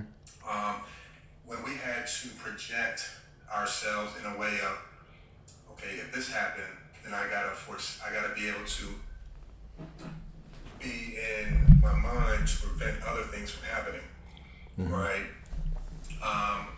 And what I'm gathering is that that's a form of imagination, Yeah. right? And so if I'm already trying to prevent certain things from happening, or like, okay, so for instance, rent, right? Mm-hmm. So if rent needs to be paid, you're like, okay, damn, okay, I may have to do this, I may have to do that, I may have to do this, whoop, to, be able to either sustain, or you're gonna have to maneuver, or you're gonna have to, be creative with your situation. Yeah. In that instance, are we using the imagination incorrectly? Am I using that thought process in terms of not being, I think it's counterintuitive Mm-hmm. in terms of getting what we actually want, or what the desire is. You understand? Yeah, I got what you're saying. So, yes, for sure. Okay, so let's really break this down. Okay, so even me sitting around and thinking about, if this happens, I have to do this. All right. Now, if that's positive, okay, if I'm thinking about it from a I get the things that I want perspective, okay, that's perfect. But if I'm constantly doing that, thinking of the worst case scenario, where I'm just using my imagination to take me down a path that I don't even want to experience. So I would say that we would have to delineate there. We have to make a decision. All right, which way am I actually headed? Oh, I appreciate it. I don't know what that is, but I appreciate it. I appreciate that. All right, so do you believe that you are using your imagination to think of best case scenarios, or were they constantly just thinking of worst case scenarios?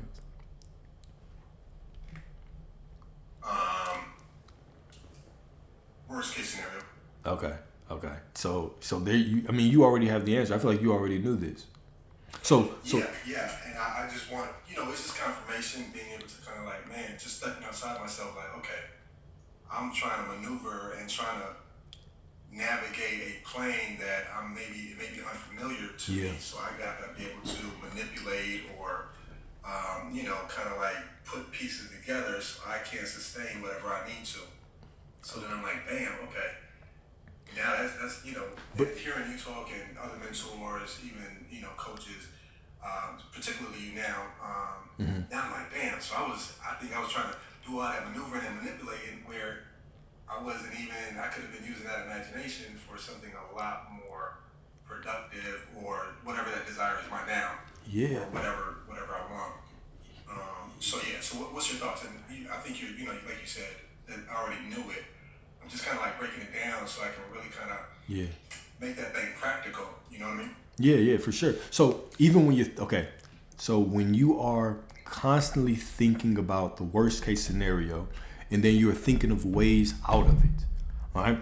You are just creating the situations where you're going to approach those scenarios, and then you'll have a way out of it. So you're actually directly predicting the situations that you are going to be in. The better use of your imagination is actually point your imagination to what you actually want.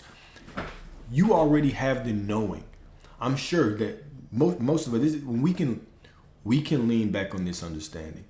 When it comes to the situations that we don't like, that we don't want, sure, we could put all of our focus into figuring out how to get out of there. But if that happens, you would get out of it anyway. You already know. You've already rehearsed that anyway. So why not use your imagination to point it towards how to scale, what the next steps are going to be on the positive side. Okay, when we hit this landmark, what are we going to do? How are we going to start reinvesting with that money? All right. Now, when you start pointing your imagination towards there, like all of your steps begin to fall in alignment with that goal, with that with that goal or with that vision. You basically create the path for yourself to get there just by focusing your mind on the best case scenarios. You open up the reality for those best case scenarios to start falling in your lap. But when you're constantly thinking about the worst case scenarios, you're constantly in those realities. And yeah, you might have ways to get out of that because you've thought about it, but you're only in those situations because you've been thinking about them all the time anyway. So it's about just retraining. You already know that you are source. If worst comes to worst, you will get out of it because you are the perfection in that situation anyway. Why not put your focus on the things you actually want now? Yeah, that's exactly right. Well, That's exactly right. Yeah, no, I definitely appreciate that. Man, I love you, bro. You know, everything that love you you too, drop, bro. man, I be catching you on YouTube. You know, definitely appreciate, wherever you're at, the space and season where you're at, man, is definitely resonating and definitely very much influential for what I got going on. Yeah. I had a little situation. A couple business partners kind of flunked on me, and we in full motion. You know what I mean? Like doing Yeah. what it needs to be doing. Well, I am right, and they have their own ego. They got their own self motivation or whatever. Yeah. And but it happened. Hearing you, it happened. Everything happened. Was orchestrated perfectly.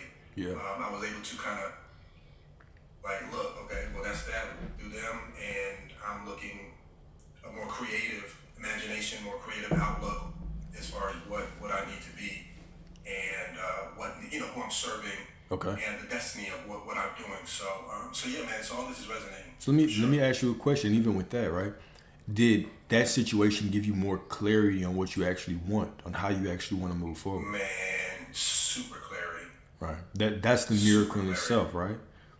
That's the miracle. I said that's the miracle in itself right there. Is that we go through these situations where people do whatever, and it just gets like we have two ways that we can focus. We can focus on, it's not working out, and we can get bitter and angry, or we can use that and say, okay, well, if Source is providing me with this situation, it must be giving me clarity on what I want. And we automatically get clarity on what we want by going through those things. So it's just a matter of our perspective and our focus, right? So you're already on the right track anyway.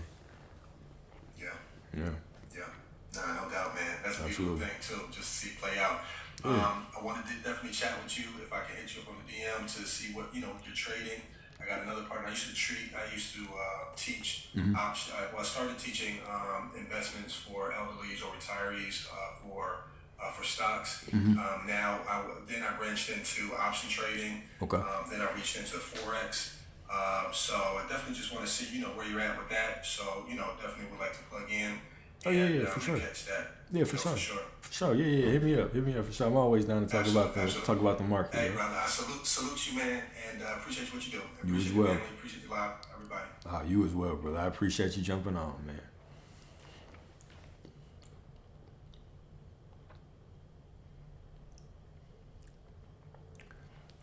Glow, what it do? Hi, I'm so happy to be here. I'm so happy you're here too. Forgive love often, and you're perfect. Thank you. You are perfect. I appreciate you. How you doing today? I am perfect as well, and I've been taking so many notes. I've been following you. I've been watching so many of your lives. And so to the point where now I joke with my friends that I can hear Alex's voice in the back of my head, like how he would respond to this. There is one question though, and like divine opportunity to ask. Okay. Of a very specific way of how to interact with the 3D. And so I haven't talked to my SP since June. And it's a specific we're timeline. talking tomorrow. Okay. And if you remember, I'm the one that said SP's gonna call me at 11, but I'm nervous and anxious. I Yeah. decided to cancel because I knew how I was feeling in that moment. Mhm. And yeah, I just didn't want to have that call with the energy that I was bringing to it. But we've rescheduled to tomorrow. And again, I think I know the answer because you always say like all the answers are within you. But I am still curious and I'm open to seeing what you have to say. And I'm also open to the idea that I have blind spots. Okay. So how do I interact with this 3D tomorrow? I am anxious, I am scared, and my emotions and my thoughts are perfect, so I'm honoring them, I'm giving them my presence. And my biggest question is do I be authentic? And like if I truly was authentic, I would just go off, maybe cuss him out, and tell him like, hey, I really miss you, like what's going on? That would be the very impatient ego side of me.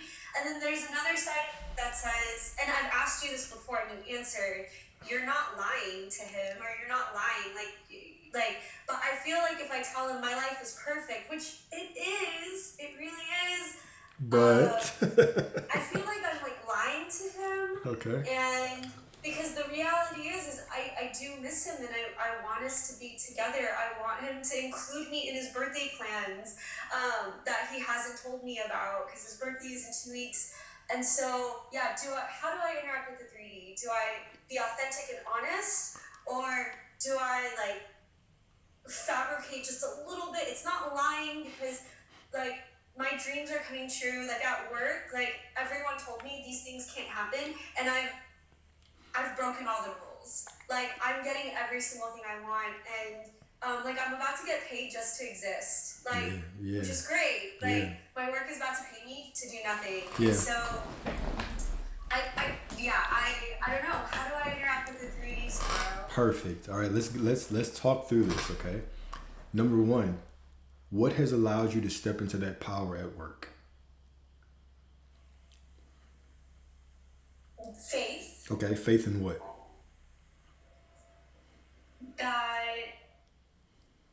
Oh gosh, that's a really good question.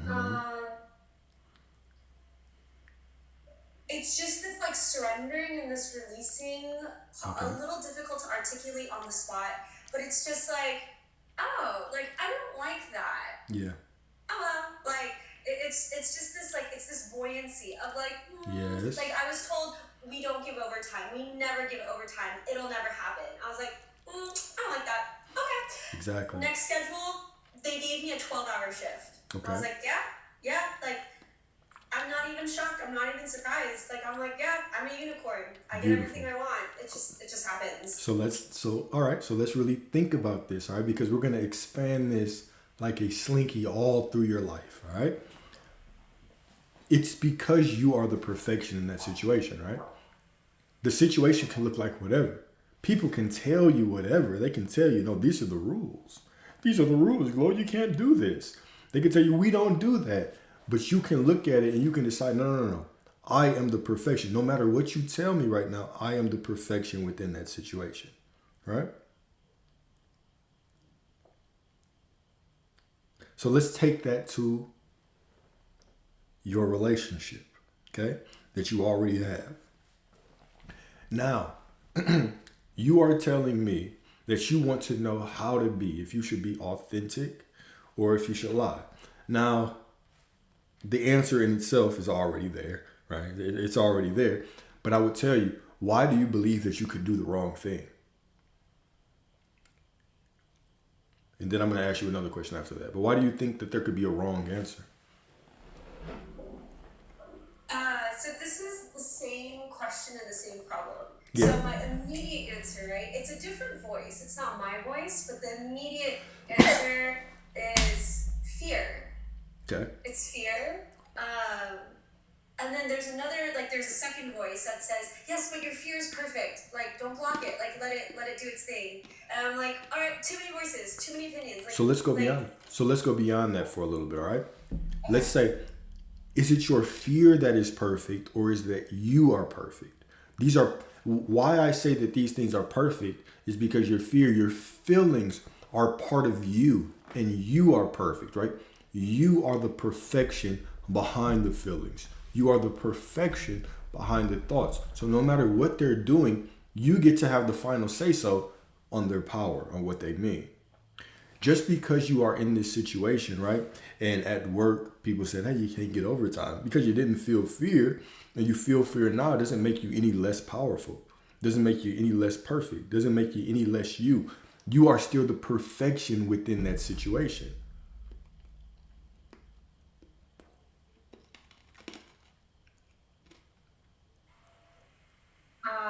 Okay, so Okay. I highlighted, I'm taking notes. No, go ahead.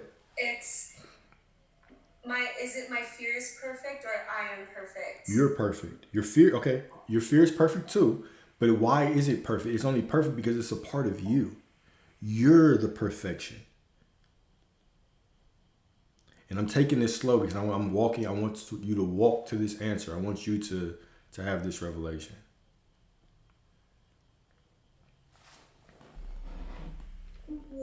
Yes, I'm very impatient and I want to run. Walking is good. We can run, but we'll walk first. And so in that example of like, hey, we don't give overtime, I just stayed steady. I was like, okay, like, you can think that, like. Here's the thing though. It wouldn't matter if you stayed steady or not. The only thing that matters is what you say it is in the middle of that situation, because you declare reality. You get to speak reality. Whether you were fearful or not, you speak reality. Whether you doubt it or not, you speak reality. You are the one who makes the decision. You are the one. Who is the one who says that because you were calm versus because you're scared, one version of you is more powerful than the other? Who is the one that is saying that? It is the powerful one that is saying that. Do you get where I'm going? I think so. Is it like, are you talking about like inevitability? So I can crash out or I can not crash out, but because I am the operative power and I decided I'm gonna get overtime no matter what you say. Yes. It happens. Yes. And my feelings, whether they are calm or fearful or doubtful, it literally doesn't matter because I decided. Exactly. That's exactly what I'm saying. It is you who makes the choice. You who decides. You who makes the law. Even saying that because you feel fear you can't get it, who is the one saying that? It's you. You are the power within all of these things. It's always you. Right? So you get to walk into the situation. You get to make the choice right now that it will go perfect tomorrow, no matter what I feel, no matter what I say. And I'm just going to show up and do the best that I can. You don't have to sit around and overanalyze and analyze this and that and right and wrong. There are infinite ways for you to get to what you want.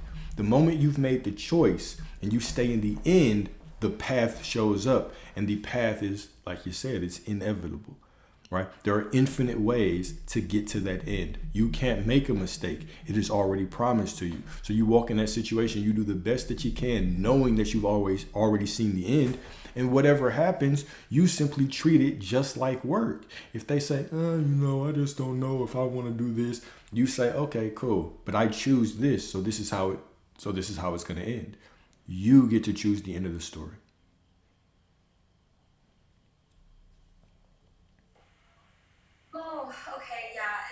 It's affirming kind of everything I've already known. Mm-hmm. Like I love all of your success stories. I love every story you've told so far. Again, I have them all written down.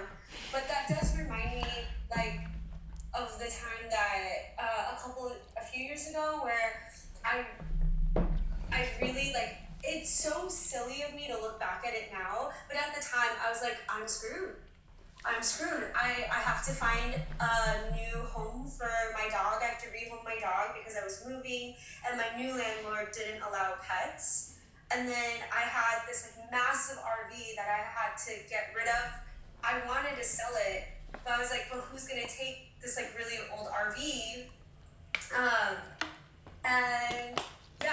like cried, I crashed out, but in the end, it all worked out. My aunt took my dog, so he's still in the family. Yeah. And my RV, like, I paid like, I think $6,000 for it, and a church bought it for $5,000 because they wanted to give it to someone in their community that was homeless. And it's like, I look back and it's like, you knew it was gonna work out. Yeah. Girl, you knew it was gonna work out. Yeah. Why were you crashing out? Why were you so stressed out? Why were you going to your therapist, like crying and like literally cursing God? Like, why? Fortunately, God is above our cursing because God is just awareness. God only cares who we're being, right? So fortunately, we can do all that. That's just part of the human experience. But when you choose, you've chosen. Because you've chosen, it is done. That's it. You've chosen, right? So your feelings can feel like whatever. They can do whatever. But you can always remember that you've already chosen throughout it, right? That's a beautiful story. I love how we can go back and we can reminisce on these old examples of how we already have been walking in our power.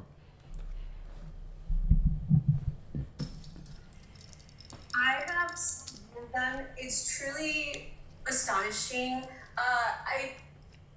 In my group of friends, they all think I'm the most powerful manifester, and it's insane that and that's why when you talk about why are you going on Reddit, why are you going on TikTok looking for more success stories, like they're not gonna help you. Like, I'm someone sitting on the other side of like, I have them. I am proof. I've manifested a home, a job out of thin air, like something I didn't even apply for. Like, and it's like, why? And so I am perfect. So even my doubt is perfect, right? It's so strange. Like, so strange. I think the coolest stories that I have is I said that I was going to manifest $222, and guess what? Not only did I do that, but I even got 22 cents. I knew you were going to say that. 222.22. I was like, that's a joke. Are you kidding me? And then I was like, all right, let's move it up. Let's move it up. I'm going to say, all right, $22,222. So 5 twos in a row. Yeah. No belief. Like, I was like, whatever. Within a couple months, I surpassed that. I got 24,000 out of thin air. Oh, dinner's on you, drinks on you. Then that's what I'm talking about. That's all I heard. Well, I was just playing with you. I was like, I'll buy you beer. But yeah, oops, you're in Texas. Sorry. But yeah, please visit California. I work at Disneyland, so I will get you in for free, and we have good alcohol, I've been told. I love that. Really good drinks. But anyway, everyone on this live, you're invited. Please come to California. Love it. Love it. But yeah, my doubt is perfect because I am perfect. Because you are, And exactly. I still doubt my own power. Like, why would I even be anxious or fearful of tomorrow's call? Because even though I own every single success story. My friends think I'm God. They think I'm amazing. And they ask me to manifest for them. Guess what happens? When they ask me to manifest for them, every single time it happens. Every single time. But I'm not remembering my own power, and I still live in that fear. It's and okay. It's jarring. But it's okay. It's one step at a time, right? This is a journey of giving yourself grace and remembering who you are. The last thing I will say, though, is remember, no matter what happens tomorrow doesn't dictate the outcome. Tomorrow will be perfect because you are perfect no matter what it looks like, because you've already seen the end. You know what I'm saying? So no matter what shows up tomorrow, it's still perfect, and it will unfold perfectly for you because you are perfect and you've already chosen the end. Tomorrow is not the end all be all. It's just the next step in the promise that you've already made. Well, I do have a question, and I love this community. Everyone in this chat, like, I'm sending them all love. I love you all. You are all perfect. Yes. So I want to get back to that question, but I do have another success story that I'm feeling very called to share. Yeah, for sure. That somebody told me when I was in junior high that they graduated college in 3 years. And I was like, bet. That's me. I decided when I was like 11, 12, I was like, bet, I'm going to graduate college in 3 years. Guess what? I got kicked out of college before it even started. I got one bad grade, and the university that I got accepted to, like, world famous, like, school, one of the top schools in my state, they're like, nope, you got one bad grade, so we're rescinding your offer. And crazy, but that had to happen because then I went to a community college and I took, instead of, I think like being a full-time student is like 4 classes, right? I took 8 classes. Yeah. For 2 semesters, I transferred. So then when everyone was starting their second year of college, I transferred as a second-year college student back to the same university. And then guess what?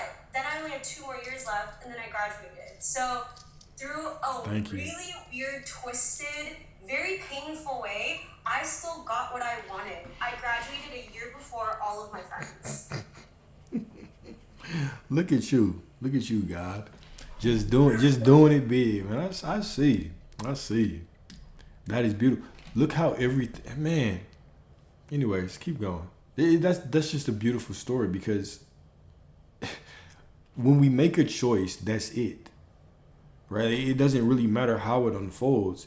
That's just it. We make the choice, and that is it. It's inevitable. It has to unfold. It's going to. Reality will unfold for you to get what you say you are. Again, I'm full of these, so I wish, like, if no one else is gonna come up and ask questions, like, well, I'll just keep sharing, but I want to, like, stress that also, your emotions are perfect, your thoughts are perfect, because for 12-ish years, I kept this a secret from everyone, but guess what that secret led to? Another paycheck, because guess who's published in Chicken Soup for the Teenage Soul? For real? They loved my story. I'm a published author. They loved my story because who else has a story like mine? That's beautiful. Who else got kicked out of college, worked their butt off for a year to get back in, graduated a year before everyone else, got full rides for everything. Actually, I got paid to go to college. Like every quarter, my school gave me about like $8,000, $8,000. And like, I have no student debt, which is crazy because everyone I know has student debt right now. Yeah. And just the weirdest twisted way, and I made more money off of. That story continues, but there was so much guilt, so much shame, and to be honest, there still is. But I'm learning every day. I'm perfect in every way, and the way that I end that story in the book is you are always at the right place at the right time. You just don't know it yet. Yeah. Beautiful. I love that. All these things happening to you and you still worried about an SP. That is the crazy thing to me about this story. I know. So I'm here and I'm just reminding myself, and even my forgetfulness is perfect because I forget often. I forget every hour, and that's okay because I'm making progress. Every time I forget, I just remember longer the next time. Exactly. It's all a bridge just to help you remember, right? It's all a bridge to remembrance. It's all a divine unfolding. Everything. It's all perfect. Beautiful, girl. Beautiful. I did ask my question in the chat, and again, like, shout out to the chat. Y'all are fire. And someone responded. It was cool art teacher, and I was like, what a cool name. What a cool TikTok name. But they responded, do what's best for you. Do whatever you want. And I was like, ooh, and therein lies the question and the answer of, I know what I want, but at the same time, I'm resisting myself in that if things are going perfectly with my SP right now, I'm being very honest on this side. There's a part of me that says, if things go well tomorrow, then you're going to go back to your old habits. And you're going to go back to, not being there for yourself. Because you love being there for other people. And you're going to start neglecting yourself again. So I personally think, like, if I'm deciding, even in my decisions, I'm not sure. Like, that's why I canceled that call at 11 p.m. the other night. I was like, I'm not sure what I want, and I keep wavering back and forth, and so I'm just gonna cancel this call because I'm not deciding Like, I know what I want. Like, I know I want to be married. I know I want to this specific person. Like, I know the version of him I want because I've seen it. And yet, like, I'm scared of it at the same time. I hear you. One step at a time, man. Look, refocus and everything's going to be fine tomorrow. However, even when you talk about the things that, like, even when you talk about the doubt and the fear and the anxiety, you can still make a choice through that. You don't have to let your feelings cripple you and push you off track and trick you out of your spot. Everything is already promised to you once you make the choice. Brother Alexander, how are you? I'm good. How you doing? I'm great. It's good to see you. Glad to be here with you, man. By the way, I see you, brother. I appreciate you, bro. I see you as well. So what's going on, man? What's going on? Nothing much. I sometimes see your videos on my feed and I'm like, wow, this man gets it. I appreciate it. Question for you, brother. Yeah, absolutely. What's God? What was that? My bad. What is God? God is all that there is, right? God is all that there is. From my perspective, God is all that there is. God is pure awareness. God is you. God is myself. God is this chair I'm in. God is everything. Yes. Absolutely yes. Mm-hmm. Another question. Where do you operate from? Where do I operate from? The truth, the light, the darkness, where? I operate from, so I initially wanted to say my truth. Okay, I initially wanted to say my truth. But I would take it a step further and I would say that my truth is the truth because in my reality, I am the truth, right? So I operate from the truth of who I know that I am, which is one with the divine, which is one with source, which is everything that there is. Absolutely. Absolutely. It's good to... I love that question. I should have wrote that down. It's good to see someone who's a breath of fresh air. Appreciate you, man. Appreciate you. I would love to ask you that same question, man. Where do you operate from? Want to hear your perspective. I am the truth, nothing but the truth. Truth and I am the darkness and I am the light. yes. Everything flows through me, brother. Like everything flows through you. Yeah. No separation. No separation. No separation. Absolutely. Right. It's that paradox of I am source because you are source. You are source because I am source. I am because you are because I am. Right. We simply. It is so. Yeah. So it is. Yeah. Absolutely. Yeah. Check out my page. I think you'd like it. Most definitely. Hold on, man. Most definitely, brother. Most definitely, Yeah, man. man. I see your stuff on my reels, so I saw your live, and I'm like, you know what? I gotta hop in. I gotta see what's up. Oh yeah. I appreciate you. You always welcome here. You always welcome here. Yeah, No, but it's good to see a familiar face. Absolutely. Appreciate you, man. That's all for me. Thank you, brother. Thank you. You know, I appreciate all of y'all.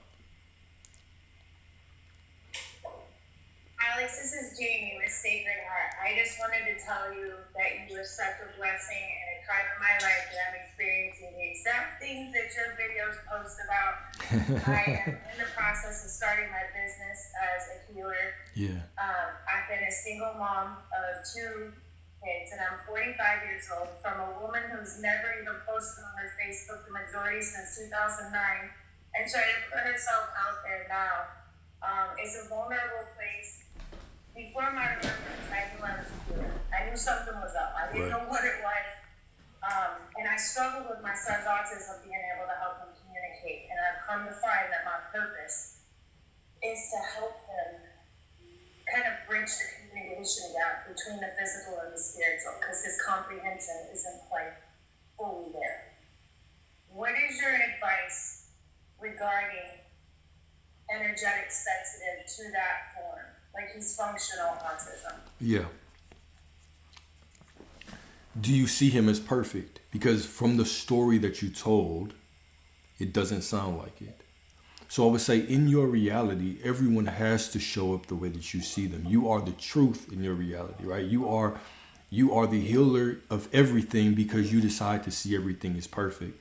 So the number one thing that I will go to is, how perfect do you see your child, right? When you see them as perfect, you give them the energetic space to show up as perfect, right? Now, perfection, of course, is in the eye of the beholder. That's however you determine to see him. You said it was a son, right? I do see him as perfect, but I am also overcoming.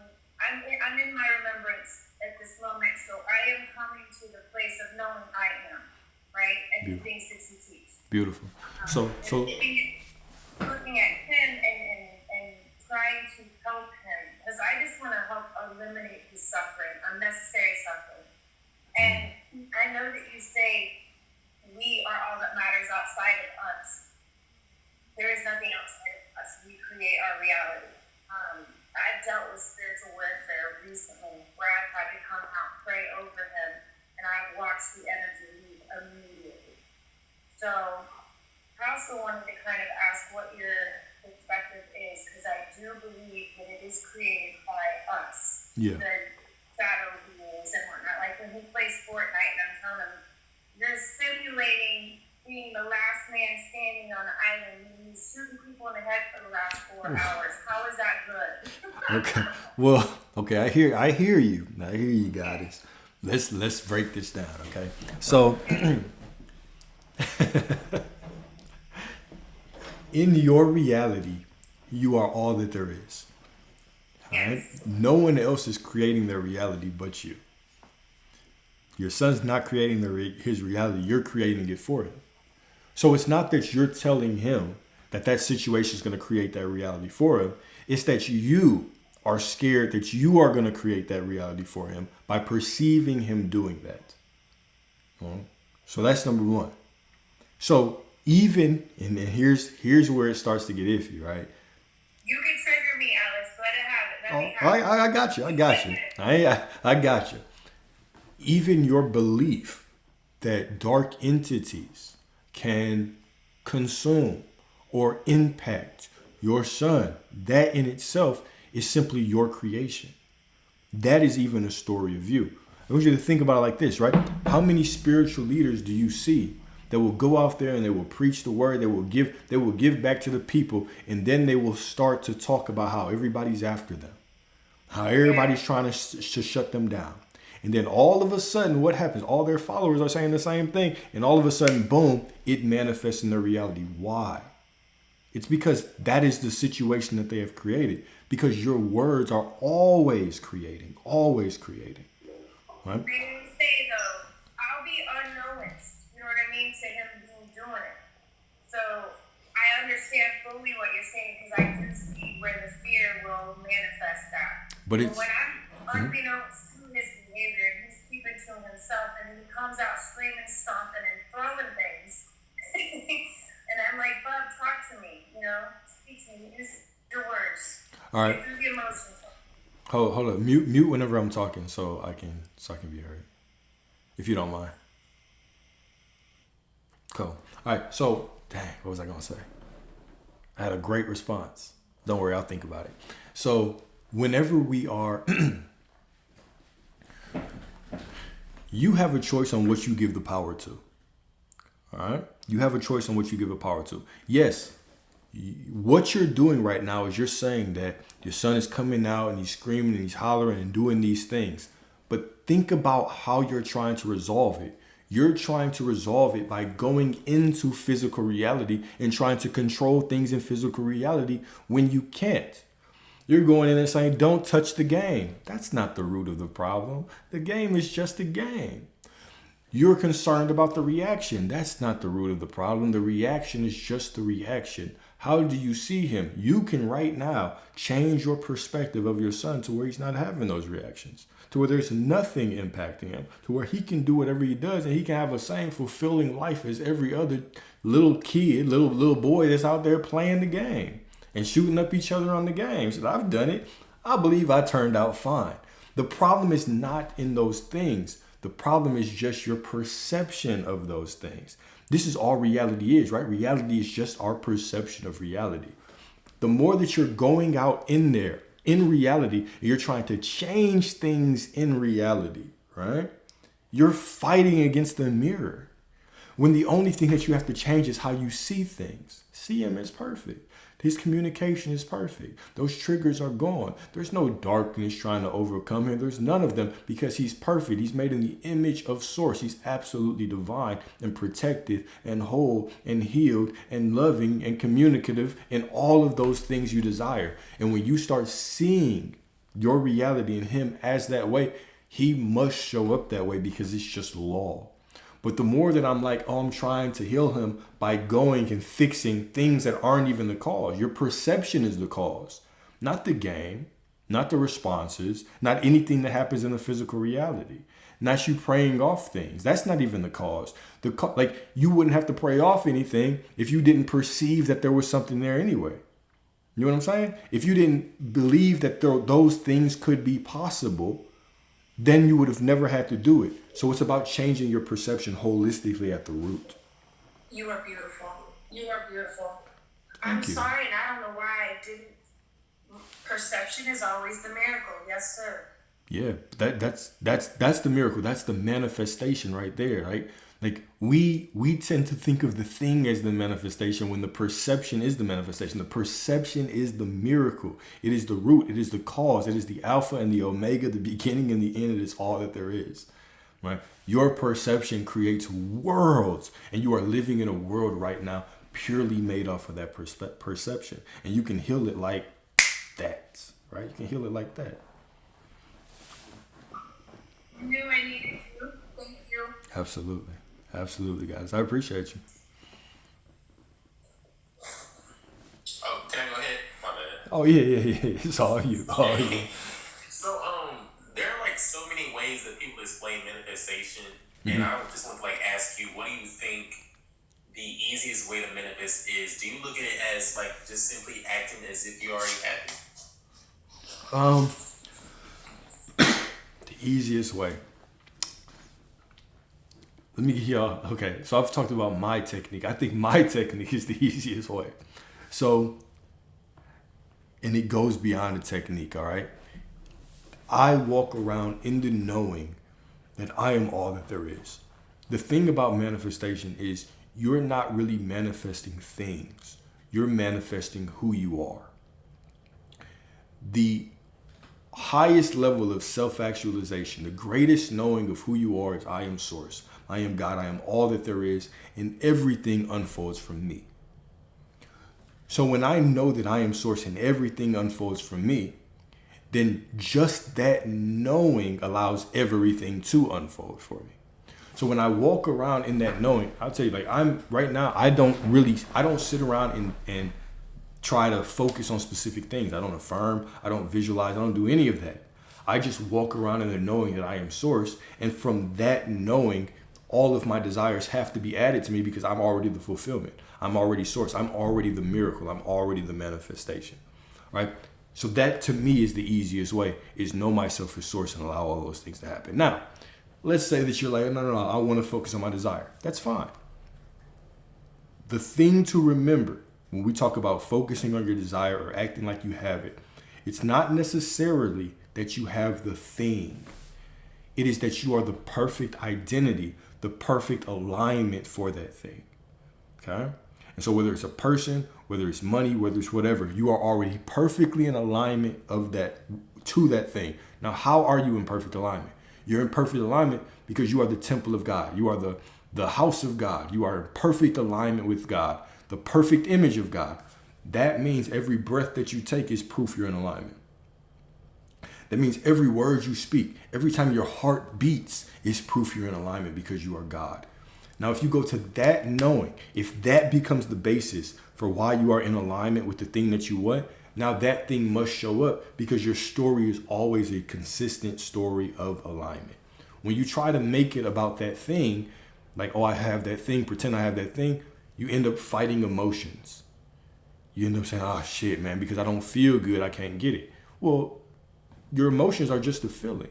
It doesn't matter. if you're breathing, no matter what emotion you're feeling, if you know that you're in alignment with God, now everything is yours already. But if you're just making it about that thing, oh, I have that thing, your emotions can throw you off. Your thoughts can throw you off. You can sit around battling all day. So I think those will be the two things I would focus on. Either I am source, so everything can be added to me. I don't even have to ask for it. I just desire it. And when I know that I'm source, it's going to come.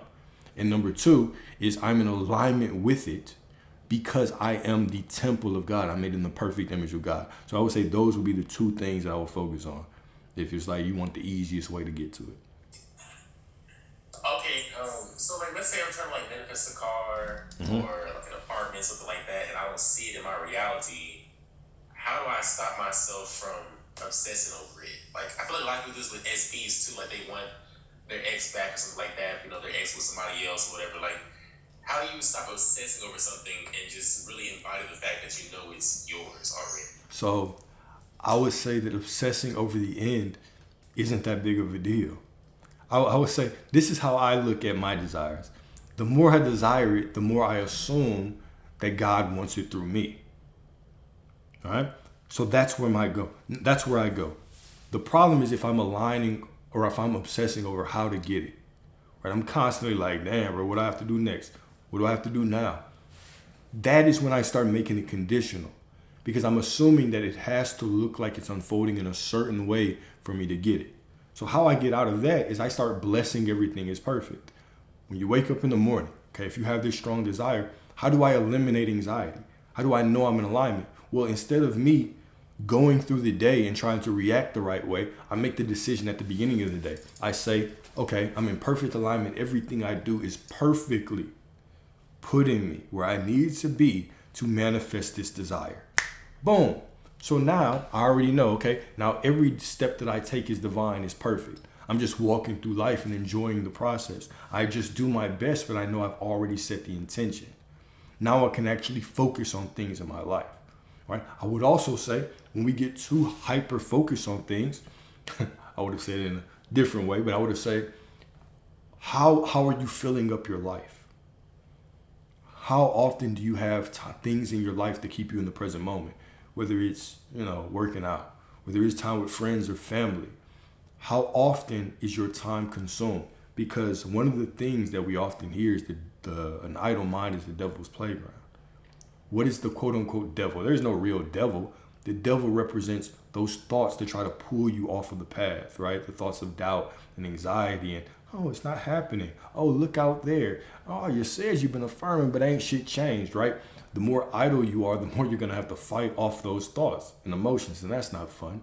So why not put things in your day-to-day that keep you busy, that keep you kind of in the present moment and don't have you sitting around obsessed about the thing that you want all day.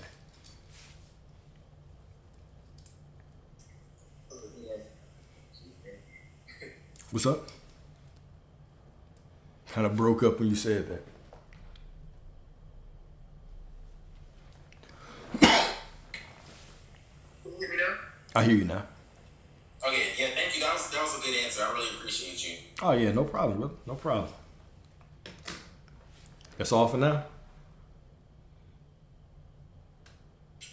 Yeah, that's all. Thank you. Perfect. Appreciate you, bro. Ms. Glow, man, I don't know if you still had something. You just wanted to sit on here with me. Hello, do you guys hear me? Yeah, you're perfect. Hi, everybody. Well, I wanted to say thank you so much for sharing your wisdom. You really change people's lives. I don't know if you know that. But Coach, I have a question. So I was listening Doris Cannon, and she was talking about backdrop people. For example, like we go to airport and all these people, they're not real. Okay. No, seriously. Well, and so she said that, how we create everything. Like there's nothing but us and we create reality. Yeah. And those people, like in airport, they are not real. They become real when you interact with them, for example. And let me tell you something. When I was really a little girl, I had this dream. I don't know, maybe I was like 5 years old, 6. I had this dream, and I remember that there is nothing, how to say it, like everything was around me, but there was nothing outside. And when I heard her saying that all these people we create, she said, well, when I go to airport, I see all these people, and I'm like, oh, look what I created. I should create less people, for me to fly.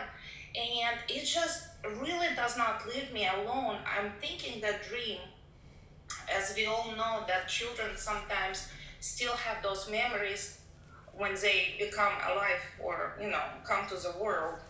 Sometimes they still have background memories why we are here and how world works. Does that make sense to everybody? Yeah, it makes sense. It makes sense. Are you asking more about those people, or are you asking about what memories? So, what do you think? Is that like, I remember, Yeah. I even asked you in the chat, like, are you guys real? I think you are real when you are in my life. When I go see you on TikTok, you Yeah. become real, but there's nothing around beside my world I create. Exactly. So I would even go further than Dolores Cannon. I would say nobody is real. Everybody is fake. Everybody is just a fragment of you. Everybody is just an aspect of you pushed out. Nobody has a true consciousness in your reality. Nobody. Everybody only becomes real when they interact with you, because you are the center of your universe.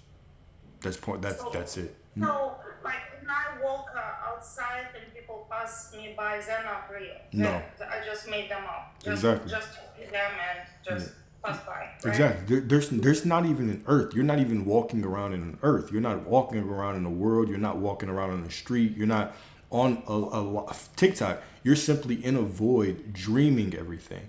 This is why right now, if you close your eyes right now, you can still feel the room around you. What is that? How can you still feel it? It's because this is just consciousness. It is just your mind, your consciousness creating the illusion of things. But there's nothing there. You are in a void. You think that you're walking through reality. You're not.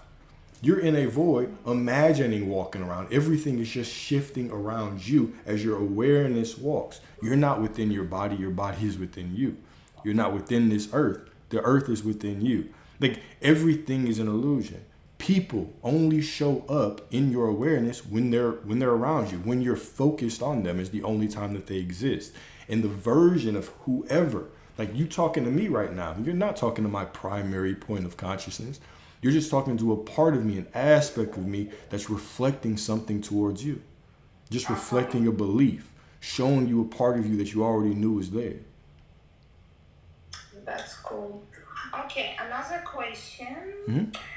Do you think that, so I feel like to be on a higher vibration, you need, maybe not need, but you probably should, just to be happy, to be energetic, to be positive.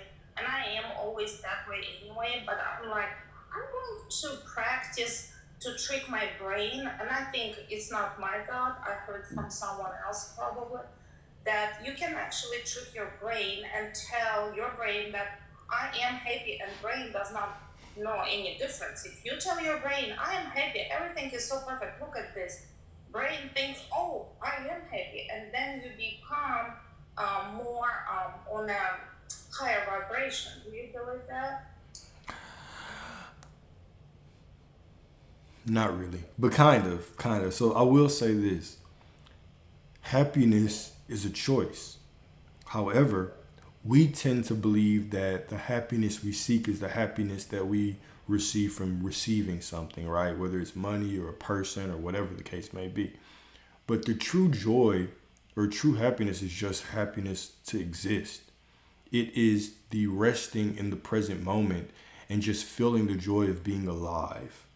That is the true happiness.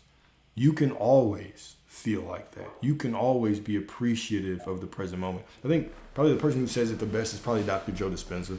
He talks about conjuring up emotions, right? But the emotion he always talks about is the emotion of gratitude for existence. Yeah, I guess it does. Yeah, but he's not talking about it from gratitude of a thing, a specific thing. He's talking about it from the present moment gratitude when you focus on this moment and you're just happy to be alive, right? So I think that that is a choice.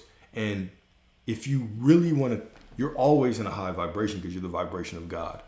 But if you want to talk about higher vibration or whatever, the highest vibration would be you in this present moment, knowing that you are God and resting in that awareness and actually just feeling happy to be alive. That would be the highest vibration. Okay, well, that would be all my questions. Oh, by the way, I love everybody in the chat. You're like my friends. I don't even know you. I love y'all too. Thank you for being patient. I know I talk too much. I'm sorry. You don't. Sorry. Nah, you don't talk enough. You don't even talk enough, man. So you gotta talk more. All right. Well, thank you so much. I appreciate you guys. Thank you.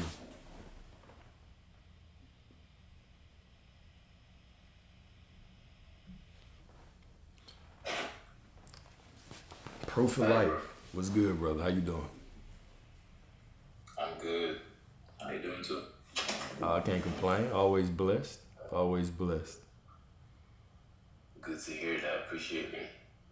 I was just scrolling through my TikTok and I just stumbled upon your live. And I think the first few lines that I heard from you talking kind of got me attracted. Perfect. I must confess that this whole manifestation, power of the mind, identity shifting, all of that is kind of like my thing recently. Okay. And I can actually say that ever since that I've been interested in like bettering myself as a guy, as a man, I've actually been the universe and the algorithm has been like working in my favor. And I've been seeing a lot of things, a lot of posts, a lot of videos that I've been, kind of like sharpening my belief. Yeah. But I got like a few questions because when I'm left to myself or when I'm just alone and I'm just not using my phone, I get some kind of thoughts and I'm not sure of and I don't even know who to ask, and I think this is a powerful moment for it. Perfect. So I'm gonna just start with like faith. Like, what you understand about faith? I mean, what's the best way to have faith? To have an unwavering faith, to be like 100% convicted to something. Faith. That's my question. I like to like break it down to me what it means and the concept of having faith. All right. Absolutely. Now, if we talk about faith and we immediately talk about a feeling, of course, that's going to be impossible. That's going to be very difficult because we are still having human experiences. And the ego is always going to want to protect you, meaning it's always, and by protect, I mean the ego is always going to want to pull you down a path that's predictable. So when we talk about faith, we're typically talking about leaning into the unseen, into something that hasn't happened yet. The ego is not going to get on board with that. Therefore, your feelings are going to fluctuate. You're going to feel doubt and anxiety and fear and all that. So when we talk about faith, it has to transcend your emotions. It even has to transcend the wandering thoughts. So the true definition of faith is my ability to stay loyal to the same story, no matter how I feel. And even when my thoughts wander, to bring myself back and remind myself I've already made the decision. So that is faith right there. Faith is commitment to a single story. It's when Source decides to give you a desire, money, this bill paid, this person, and you make the decision right there, okay, this is who I am. That is for me. And now, no matter what you feel, you constantly remind yourself, no, it's already done. You go back to that Romans 11:29. Romans 11:29 is for the gifts and the callings of God are irrevocable. All right? So the moment that I have the desire, that is the gift, that is the calling. So it's irrevocable. It cannot be taken back, no matter how I feel, no matter even if my mind wanders. My job is simply to align with that truth, is to remind myself the promise is already made. It's already mine. That is faith right there. It's my conviction. It's my faithfulness to tell the same story no matter how I feel. That is unwavering faith.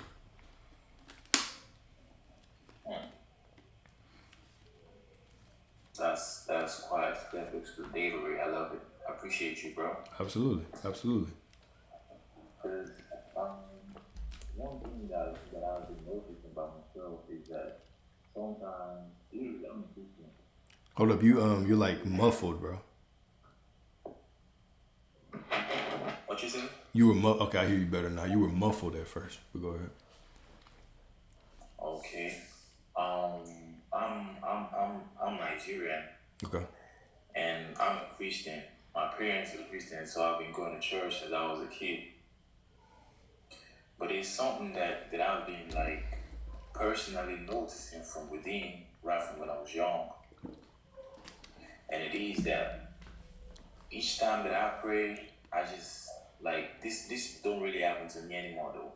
But it used to happen to me when I was younger. Each time that I pray, I kind of like, I don't know if it's me or it's just random thoughts that just pop up in my head and they just tell me that, how you know this prayer gonna get answered? That sounds probably weird, but that's just that's my reality when I was young. So I just get this feeling that, how you know this prayer is gonna get answered? Or how sure are you that you prayed this prayer right? So until recently, that I started hearing, that I started like focusing on trying to learn more about faith, about conviction, about spirituality.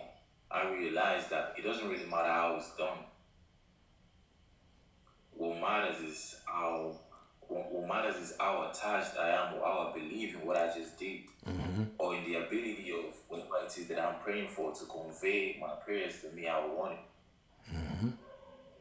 So I'm gonna say that one of the like little challenges that I've been facing lately is that when I try to embody the kind of me that I want to be, or that I how do I put it? That's gonna make sense. When I try to like assume that feeling of what I'm expecting, of what I want, I may just keep it like that for a few days, and maybe like shortly after, I just started getting this feeling, strange feeling that what the fuck is going on. That's normal. Because then I start fighting myself that, oh, I've been doing this right for the last few days, and now I think I just fucked it up again. I gotta start from scratch. You're not saying anything that's uncommon, but we can talk about that right now. So first off, when say what? All right. So first off, think about it like this, bro.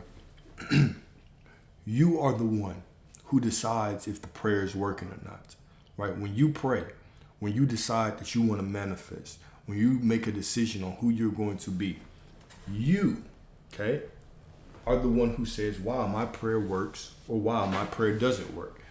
You right now are simply making up a story that says you are in alignment. Damn. You are the one. You are the one that's making up a story that's saying that you are in alignment or not. 1 second, let me get some water. God damn. I'm over here about to choke on my goddamn self. Take your time.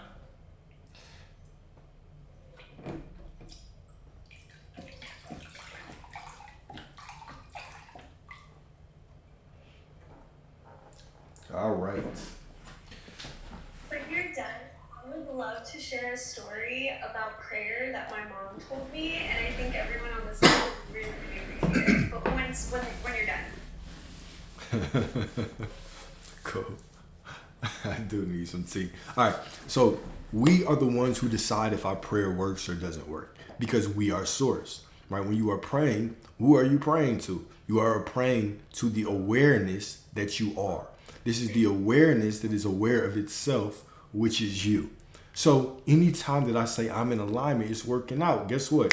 It is. The moment I say I'm out of alignment because I quote unquote feel bad or feel a certain way, now I'm out of alignment. I always ask this, who is the one that's telling you that you're in alignment? Who says that because you feel a certain way, you're out of alignment? It is just us.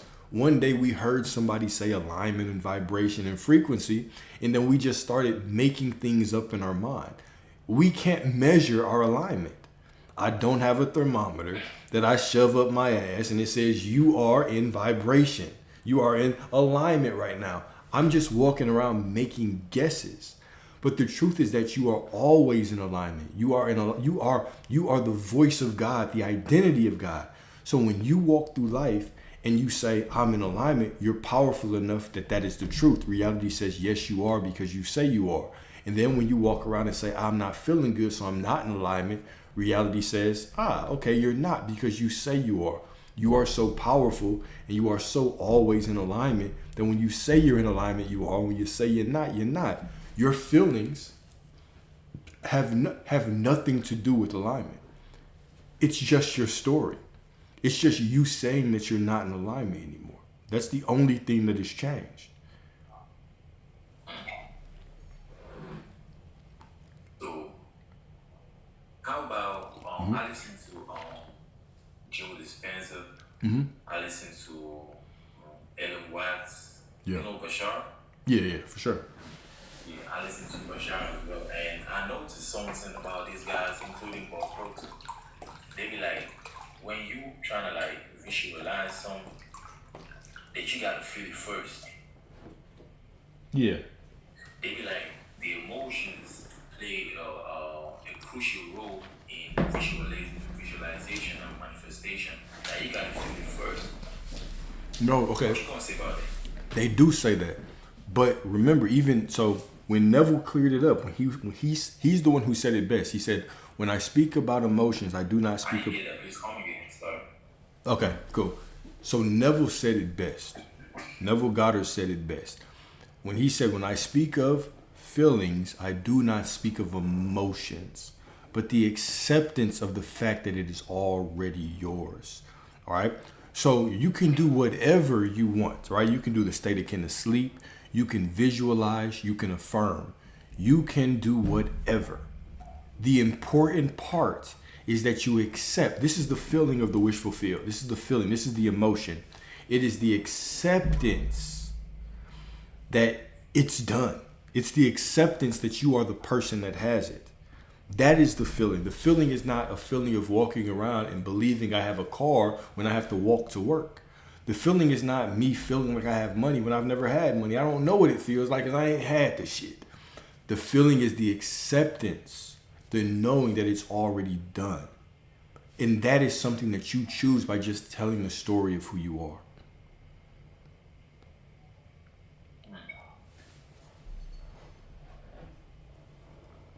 This makes a whole nother sense. I appreciate you, bro. Oh, absolutely, brother. Absolutely. I got a whole lot of a whole lot more questions, but I'm gonna just keep it at that and just keep following the show, and I'm just gonna pop up. Can I still pop on the next live few minutes so ask questions? Yeah, absolutely. I always open it up, so you're always welcome to pop up. I appreciate you. I appreciate you, bro. Thanks. Absolutely, brother. Absolutely. I'm gonna just keep the next week. I'm gonna allow it to talk. Will do.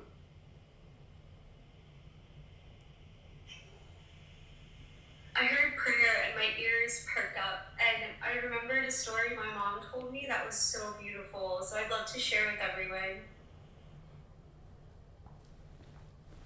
Please share. Please share away. So there was a long drought, and a church gathered to pray to God for rain. And the pastor told everyone to have faith. And they prayed and they prayed and they prayed. They all met together at the same time. And when the service ended, the skies actually opened up and it started just pouring and hailing rain. Everyone starts rejoicing, prayer works, God is real. Until they realized none of them could go home because no one brought an umbrella. Except one little boy. And they asked him, why did you bring an umbrella? And he answered, because I knew God was going to answer. I just love that story so much. Like what that I'm sure there's lots of interpretations. Yeah. The one that my mom gave me was that you have to be that little boy. Yeah. You have to believe, like it. Yeah, faith, not by sight. Yeah. And yeah, when you pray, it's gonna happen. And so clearly, like none of the adults, like all of the adults, they were just praying for show, right? They all showed up to the congregation. They were like, oh yeah, like I'm gonna pray, so I can say that I was there, and yeah, I'm gonna pray. I'm gonna pray for rain. But did they really believe? Like it's that little boy. Like we all have to be that little boy. Facts. Be the little boy. Facts, man. No, that, So I've yeah. been telling my friends, like, so now they understand, like, when we look at each other and be like, did you bring your umbrella? That's our code. Did you bring your umbrella? It's pretty cool that all of y'all are doing the same thing. Honestly, it's my mom's story too, but obviously it's not her story. She heard it from someone else. But yeah, my mom does that to me too. She'll look at me and she'll be like, did you bring an umbrella? And I was like, good call. Damn. Am I like pretending to believe? Am I just trying to like be showy? Or am I is it coming from source? Like, am I truly believing in my own power and in prayer? Exactly. Do I know? Do I really know? I love that, yo. Like, next time I come on the lives, I'm gonna be like, hey, I'm gonna start asking people, did you bring your umbrella? Do it. Go ahead. Do it. I like it. What other stories you got? So, because I'm sure there are infinite interpretations, and that's just my mom's, right? My mom, I downloaded my mom's interpretation. Do you have another one, or is it along the same lines? No, I was gonna go to the same one, which was, it doesn't matter what those people did. They didn't do shit. It was the little boy because he knew, and it's in preparing, right? It's, if I know, then I'm gonna act like I know. If I know, I'm gonna walk in that knowing. All right. So if I knew, then I would have brought the damn umbrella. There it is. It's, the faith of a mustard seed, right? Yeah. It's that little boy. Like, those adults, like, who knows? I'm not in their minds. I can't read their minds. Were they actually praying? Like, yeah, you can get on your knees. You can have all the rituals. I love when you say sacrifice a goat, the blood of a goat. Yeah. You can do all the techniques, right? Manifestation techniques. But did you bring an umbrella? Exactly. Did you bring your goddamn umbrella? I feel that. I love that.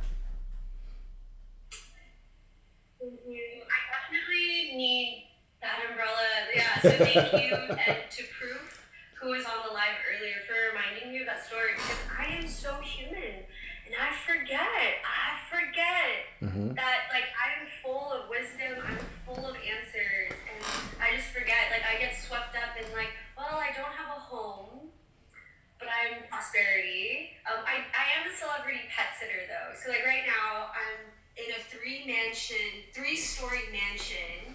I'm getting paid. I don't pay rent. I'm getting paid to pet sit. Yeah. And yeah, because my clients, they they do like movies and shows and shoots, and they're gone. Like one time they were gone for 3 months, and I just got to live here by myself. Yeah. But like I would like my own home. That would be nice. Like not sleep in my car. I would like Choose it. I love your lotto story of your client, the one where her friends left. Yeah. And she found she just found a lotto ticket. She got more than $10,000, Yeah. and she wasn't staying focused on the deadline. I was like, I'd love to win the lotto. Yeah. I would love SP, all these things, and I forget. Like, I forget often. It's cool. This is divine remembrance, right? You can remember right now, and that's enough. You only need to tell God once. You only need to choose once. So that's where it gets. I think that's where my resistance is. So, Okay.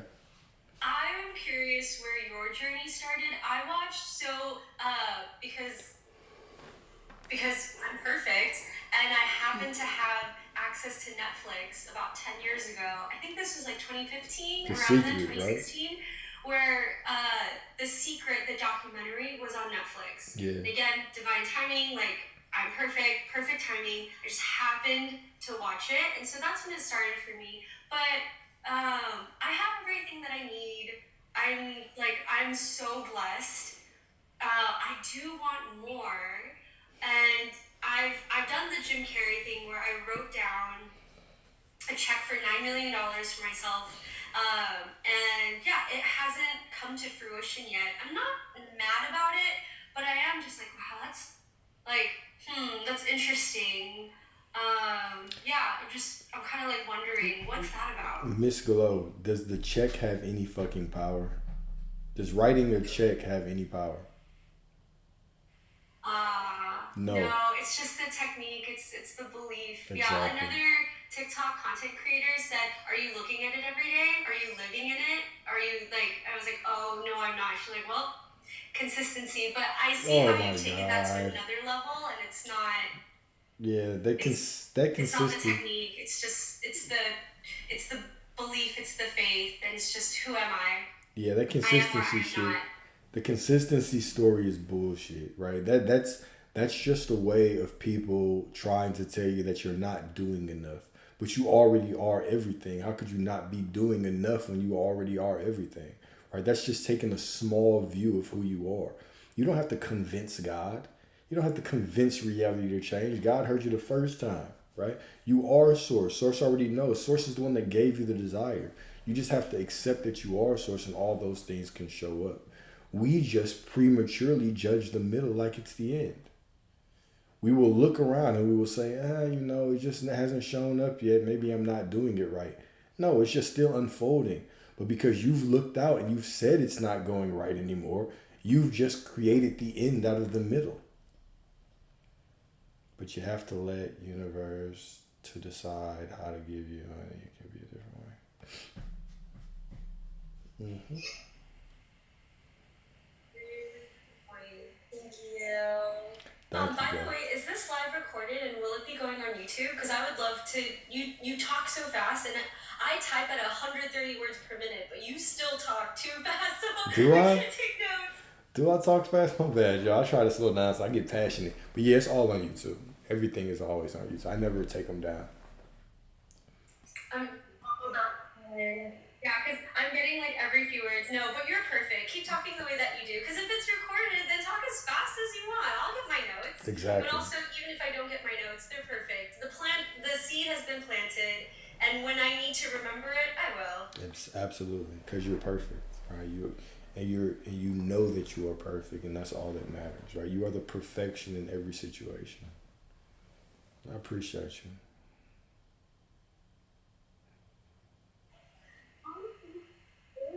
And I think a lot about, it makes me laugh every time. Going to bed early is so sexy. So I'm looking at the clock, Alex. It like, is so time to go to sexy. sleep? It's so sexy. I ain't gonna lie to you, right? It's about the sexiest things you can do is go to sleep early. Oh, there's a question in the chat. How can you put God first? Interesting. I would love to know that answer too. I thought you were gonna try to answer it first. You want to try? Yeah, I think it's putting you first, and Bingo. I don't like the vagueness of the answer, but I agree with you in that it's being still, completely still. Be still and know that I am God, and being present. And I love the exercise of noticing how much of your thoughts are not your own. So many memes, songs, movies, and those are perfect. They're fine. But let's go deeper. Let's go underneath. Like why do you like these? Why are you remembering this? Did it bring you joy at one point? Is it bringing you joy now? And just spending time with yourself, and that's how you honor God. That's how you honor you. And yeah, so it's amazing, and I think society and culture thinks that putting yourself first is quote unquote spending money, like going to a winery or like bubble baths or whatever. But you don't need anything. You don't need anything. You can just do it right now. Just close out of TikTok. You can just sit. You don't need anything to put yourself first or God first. Beautiful. Beautiful. Yeah. Putting God first is putting you first. I know how contradictory that sounds, right? Because the world preaches that God is this Santa Claus figure in the sky judging if you're being good or bad and naughty or nice, naughty or nice. But the truth is that you are the awareness of God. You are the identity of God, right? So to put yourself first is to put God first, to pay attention to your desires, to follow your passions is to put God first, right? This is why God said, even scripture says, I am the Lord your God, you shall have no false idols besides me. It is to put your consciousness on yourself. It's to be aware of self. And so when I'm aware of self, when I'm aware of everybody else, I'm making a false idol out of everyone else. When I'm aware of self, now I'm actually keeping God at the forefront of my life, right? This is the paradox, right? The more I focus on me, the more I'm actually focusing on God. The more present I am, the more present I am with God.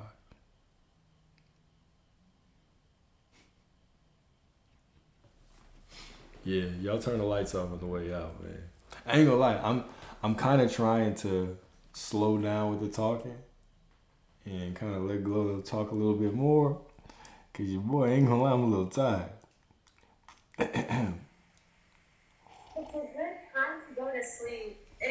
Sleeping early is so sexy. That's so helpful for me as someone that has a genuine thirst for life, and there's always fun things to do, something new to see, and somewhere new to go and check out. But truly, going to bed early is the sexiest thing. So great. So I'm ready to dip. But Proof of Life, I think, wanted to add something to what I said. All right. Oh, it's 2 requests in here. I'm gonna put y'all up, but y'all gonna be talking to each other, cause y'all gonna, just to let y'all know, y'all about to talk to each other. I'm chilling. I'm moderating from now on.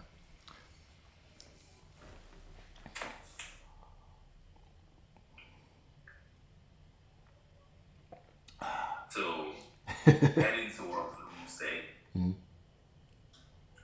I remember some time ago my cousin, when he was talking about faith, he was like, how do you make plans for tomorrow or next week when you're not even sure that you're going to wake up tomorrow morning? He said the easiest concept of faith is that when you told someone, maybe you hang out with your friend or your brother or someone, you told them, hey bro, alright, we're going to see next week. He like, you're not even sure what can happen before next week, but you just have this, you just randomly believe, or you just sure that you're going to show up to the event next week. He said, that's the easiest definition of faith. What you going to say about that, bro?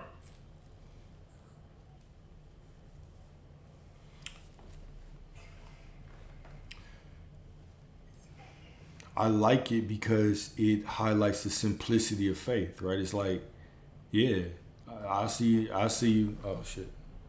It's like, yeah, I'll see you next week. So it's just the knowing in that moment. It's a clear decision and a knowing in that moment that, yeah, we will see each other again, right? Now, is it always spoken with the certainty of knowing? No, because that doesn't always happen, right? We never know what could happen.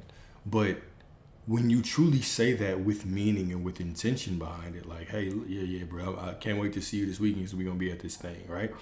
Yes, that is just a clear definition of faith. It is simply making a choice and sticking to that story. Now, the clearer version of faith, right, would be, let's say that something was unfolding in the middle, right, to where you said, I'm going to see you this weekend, but then all of a sudden something happened. And it looked like you weren't going to be able to see them. Would you still say, no, I already said that it was going to happen, so it's going to happen. I already said I'm going to see you, so I'm going to see you.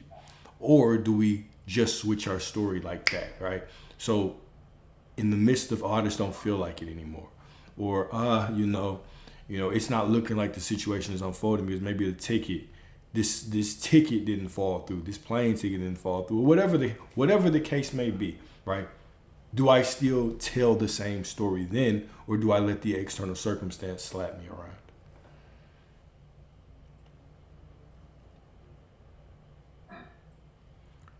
So basically, it's still faith in the beginning, but faith is really, if something doesn't look opposite, do you just conform to the situation, to what you see, or do you stay in the knowing of who you are?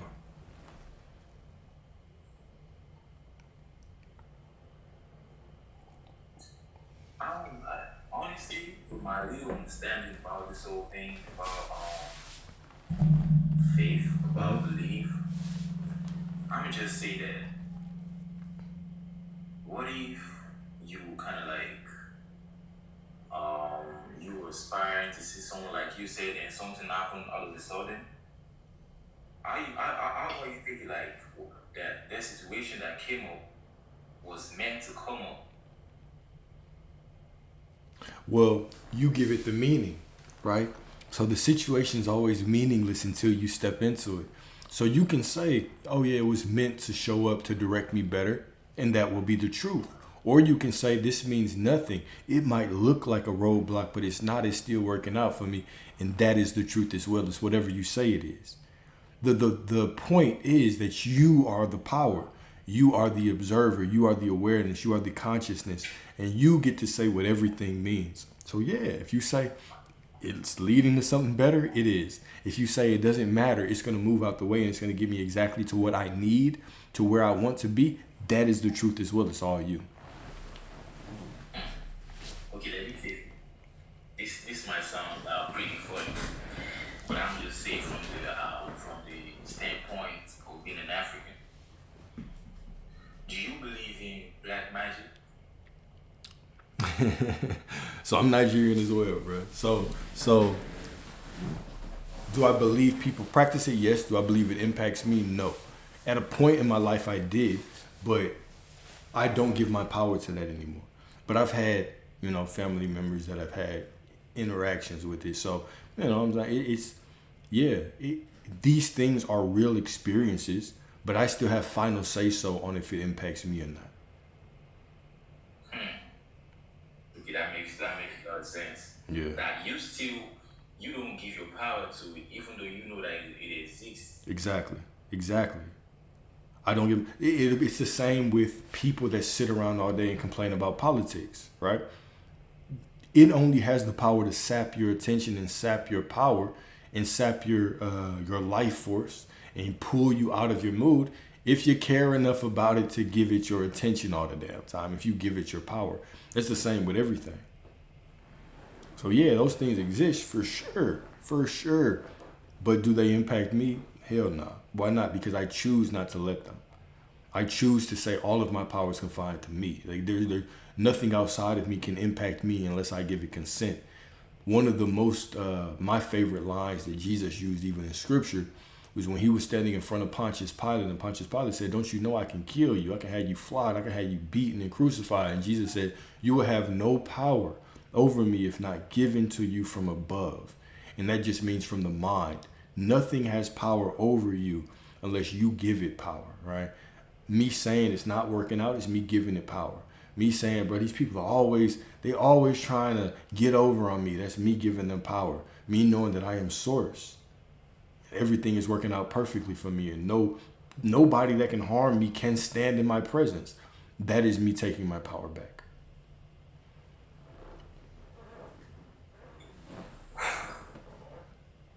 This literally feels like where I need to be at this moment. For real. It is. Because you say so, right? But that's the thing, right? Is this spiritual path, one part of it, and this is important for everybody here, one part of it is learning more. The other part of it is taking your power back. What good is it to learn more if you think the more that you learn, the more everything can hurt you? We see spiritual people all the time who all of a sudden they're talking about how everybody is against them. All of a sudden, I can't watch movies. I can't go to concerts because it's demonic. Everything is this and that, right? What kind of life is that? But the truth is that they're simply giving their power away. you can get all that information, but the point is not to make your life more miserable. It is to liberate you. Right? You can go down that path, you can learn all these things, but if you're still a prisoner of everything, are you free? It's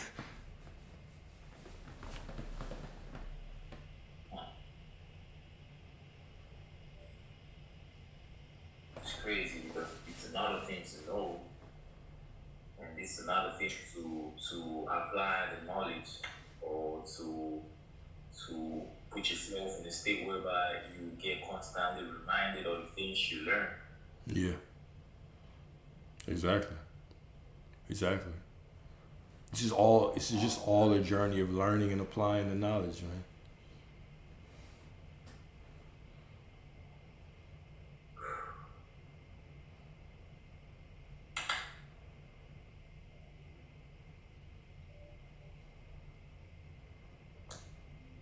Man, you're doing a really great job. Like, you're doing a really great job, bro. Appreciate you, brother. Appreciate that. It's just added to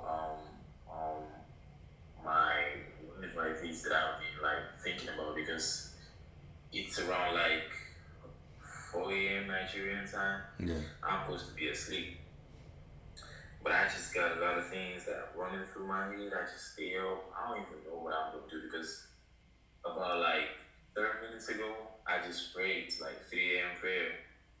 And shortly after the prayer, I just got on TikTok and I saw you. After a few scrolls, I saw you live. And it just looks like everything is just lining. It always is. It always is, man. But shit, I'm grateful to be on this journey with you, right? We're all in this together. So, hey, look, it's simply, there's going to be a lot of times where a lot of stuff is on your mind. But remember, you can only attack everything one moment at a time, one thing at a time. And right now, the best thing for you to remember in this moment is that you are absolutely perfect. From the knowing that you are perfect because you are made in the perfect image of Source, do whatever you want, right? Seek the knowledge, right? Do the affirmations, do the visualizations, do whatever you want, but do it from the knowing that you are already perfect. You're just doing all these things and expanding because you're an infinite being. That is your nature to expand because that's the nature of God to expand, right? So relax in that awareness. I am perfect because I'm made in that perfect image of Source, and continue to move forward from there, all right? But yeah, there are always going to be multiple things on your mind. You can only handle them one at a time. You can only do them one moment at a time, and that's perfect. I had a thought. Absolutely. Also, it's fun to hear you, but this may resonate, it may not. But I was driving on the bus yesterday, my old ladies, and we passed this dealership, and there was a giant American flag, and the flags are at half-mast and everything, and all I can think of is the children, and that's all I thought of in that moment. And then the flag blew. And, they were talking about another death that occurred, which obviously that deserves a right too, but I don't know, all I could think of was the children. It only blew for a second, and I just felt this, reassurance that it was for them, that was for that, and it was because of me. So she was talking about signs, we were talking about signs last time I talked on here. Mm-hmm. And I keep seeing signs, and I decided on some signs for meaning,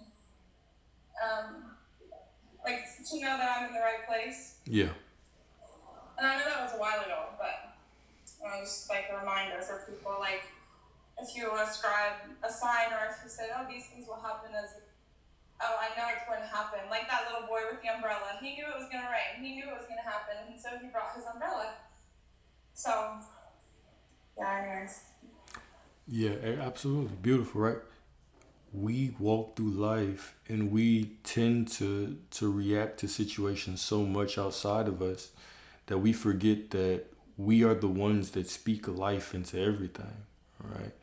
We get to assign meanings to everything. Like I told y'all, to me, the sign is Blue Jays. When I see a Blue Jay, I already know that everything is perfect, right? Today I was sitting outside and I was pondering this question, the same question I had asked y'all. I was just thinking of it for like 30 minutes. I was sitting around, I was thinking, when I pray, who am I praying to? And of course, the quick answer is I'm praying to myself. I'm praying to awareness. I'm praying to source, right? But I kept going deeper and just pondering on that question, just meditating on it over and over and over and over again, right? And then I just saw a Blue Jay. The Blue Jay just came. And I was like, okay, cool. I already know, like, there's just confirmation that everything is cool. And then my mind drifted and another Blue Jay came whenever I wasn't really even aware of it. And I saw it. This isn't an area where there are a lot of Blue Jays. And the immediate thing that I thought was like, okay, cool, right? I am source, whether I'm aware of it or not, right? I'm just always source. That's just who I am, right? Was my immediate thought. But it just gave me this sense of peace. Now, that could have meant a million things, but I decided the meaning because I am source. You can decide the meaning of everything. We'll often see numbers 333, 777, 222s, and you run to Google and look for the definition. Sure, that might be the definition, maybe, okay? But you can decide what everything means because you are source. So why not decide what everything means in a way that's meaningful for you? That way you have a direct line of communication with that awareness, with that source within you. I think it's been like feeling it so clearly and understanding it so clearly, and that's why it makes sense to you. Yeah. Or maybe that is actually how it is. Maybe. You're the one who decides, right? You are the one who decides.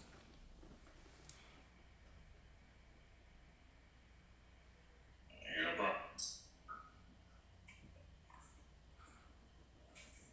I'm gonna ask another question. Yes, sir. Yes, sir. Can your belief or your idea, or let me say your belief, Sha, can your belief influence someone else's reality? Yes, absolutely. Because no one else has free will in your reality. This is when we're going to start diving off of the deep end. All right, so right now, in your reality, you are the only one with consciousness. If you weren't, if everybody in your reality had consciousness, there would be no free will. Because it couldn't be. Because how could there be free will if everybody is their own free-willed being? So in your reality, you are the only person with consciousness. In my reality, I'm the only one with consciousness. There are infinite realities. Everybody is in their own reality with different versions of everyone. I am in my reality with a version of you. You are in your reality with a version of me. We're not talking to the primary points of consciousness of either one of us. You're talking right now to the version of me that you have conjured up in your reality because I have some information that you need and vice versa. We are simply benefiting each other right now. That's it. So it's not about, I don't have to change anybody. I told you, my mom has cancer, stage 4 lung cancer. She was diagnosed with this years ago. It was supposed to be a wrap for her. She was only supposed to have months to live, but she is walking around healthy. I was just over there and she was eating a cookie earlier, talking about how great she felt. How is this possible? She doesn't believe in this manifestation. It doesn't matter because I believe in it. And I chose to see her perfect. So she must show up perfect in my reality. This is law. I don't have to pull her into believing this to change her life. In my reality, I am God. In my reality, I am the one. I am Neo. I am all that there is. So I don't need to convert you. I simply need to see you as perfect. This is why you can manifest specific people. How could you if they all had free will? The version of everyone in your reality, their free will only reflects your expectations of them. It only reflects who you're being, right? So you're never imposing on anyone's free will. You're just expecting what you want and they're showing up exactly the way that you expect them to be. So does that mean that if someone probably hates me or don't really like me, the person can be like Change. manifesting death upon themselves and not me? Well, it's not even that. It don't even take them out of it. They can't do nothing to you. They can't do anything to you unless you believe they are, and now you're giving them power. The better thing is for you to either say, if you don't like me, you just disappear from our reality. You go away. We never interact with each other again. Or you see them as perfect, and now they have to change to actually like you. It's about you. It's not about them. So don't think about it about what they want. Who cares what they want? It's not about what they want. It's about how you want them to see you. Even you right now, let's really break this down. None of us ever really know what anyone else is thinking. We only know what we believe they are thinking, but because we believe that about them, that is reality. This is how deep it gets. So it's always your belief that's shaping reality. It's not really them. They're irrelevant. If you right now thought about your mother or father and somebody erased your memory, they would be meaningless to you. The only reason that they are who you say they are is because of the story you tell about them. You tell a story of how they love you, how they treat you, how they show up for you. You do the same thing with everybody in your reality, and they all show up to match that story. That's because they're only created out of the consciousness of you.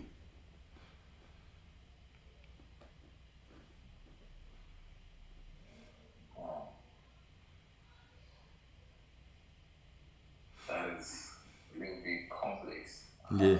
I ain't gonna lie. I know. We getting there. We digging deep.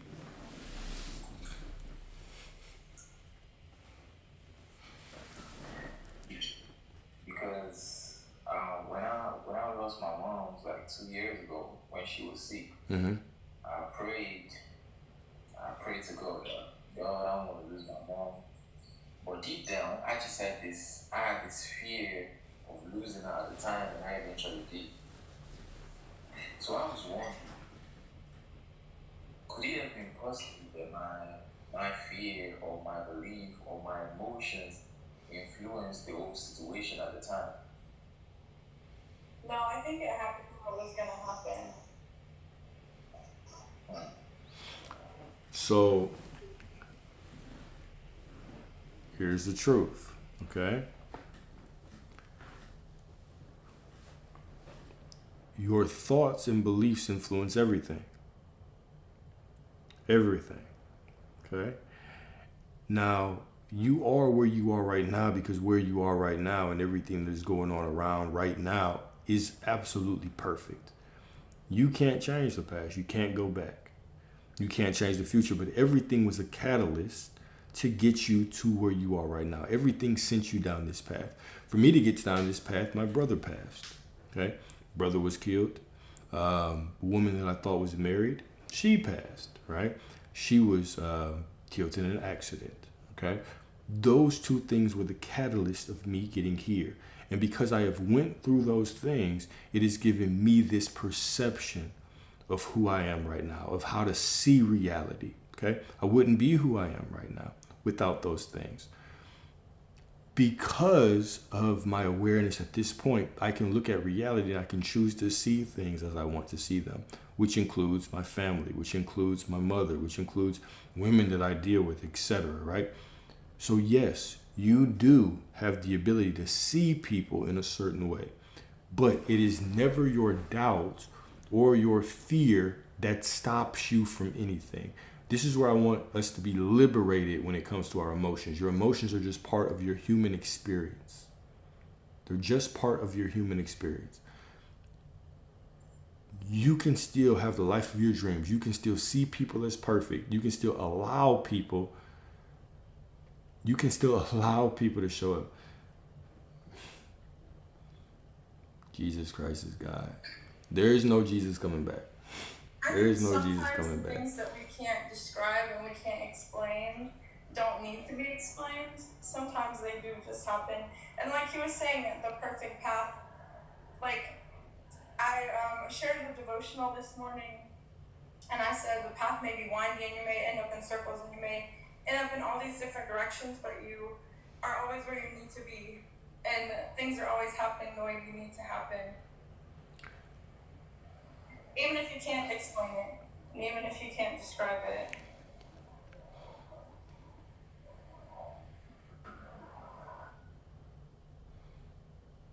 Oh my gosh. I said that's interesting. Even in scripture it says no. No, I'm not talking. No, not you. I'm just. It's the comment that says that Jesus is gonna return in 2028, and it's even scripture says nobody's gonna know the time. Man, actually, scripture says Jesus is not coming back. So, all that false teaching on here is interesting. But when He's already here and he's always been here. yeah, but when it comes to that, yes, everything perfectly got us to this point, right? Everything that you've went through, every loss that you've taken, every gain that you've had has perfectly delivered you to this moment in time. And this moment in time is where you have all of your power, right? That is where your focus should be. You see, when we start dwelling on the past, you don't have any power there, right? All of those things were the perfect catalyst to get you right here, right? All the love that you shared with family, with your friends, right? Perfectly got here.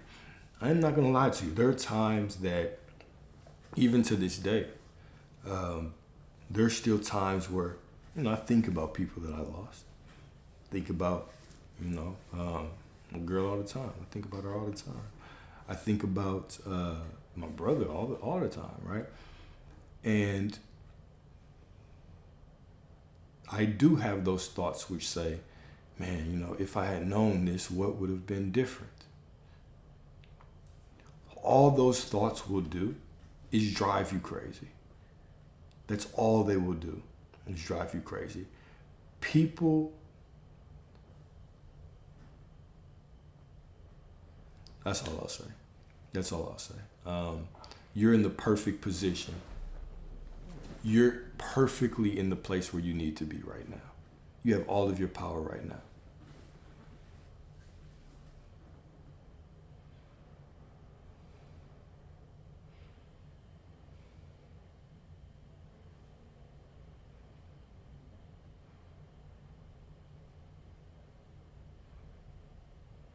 So, in addition to what you said, the most important part is that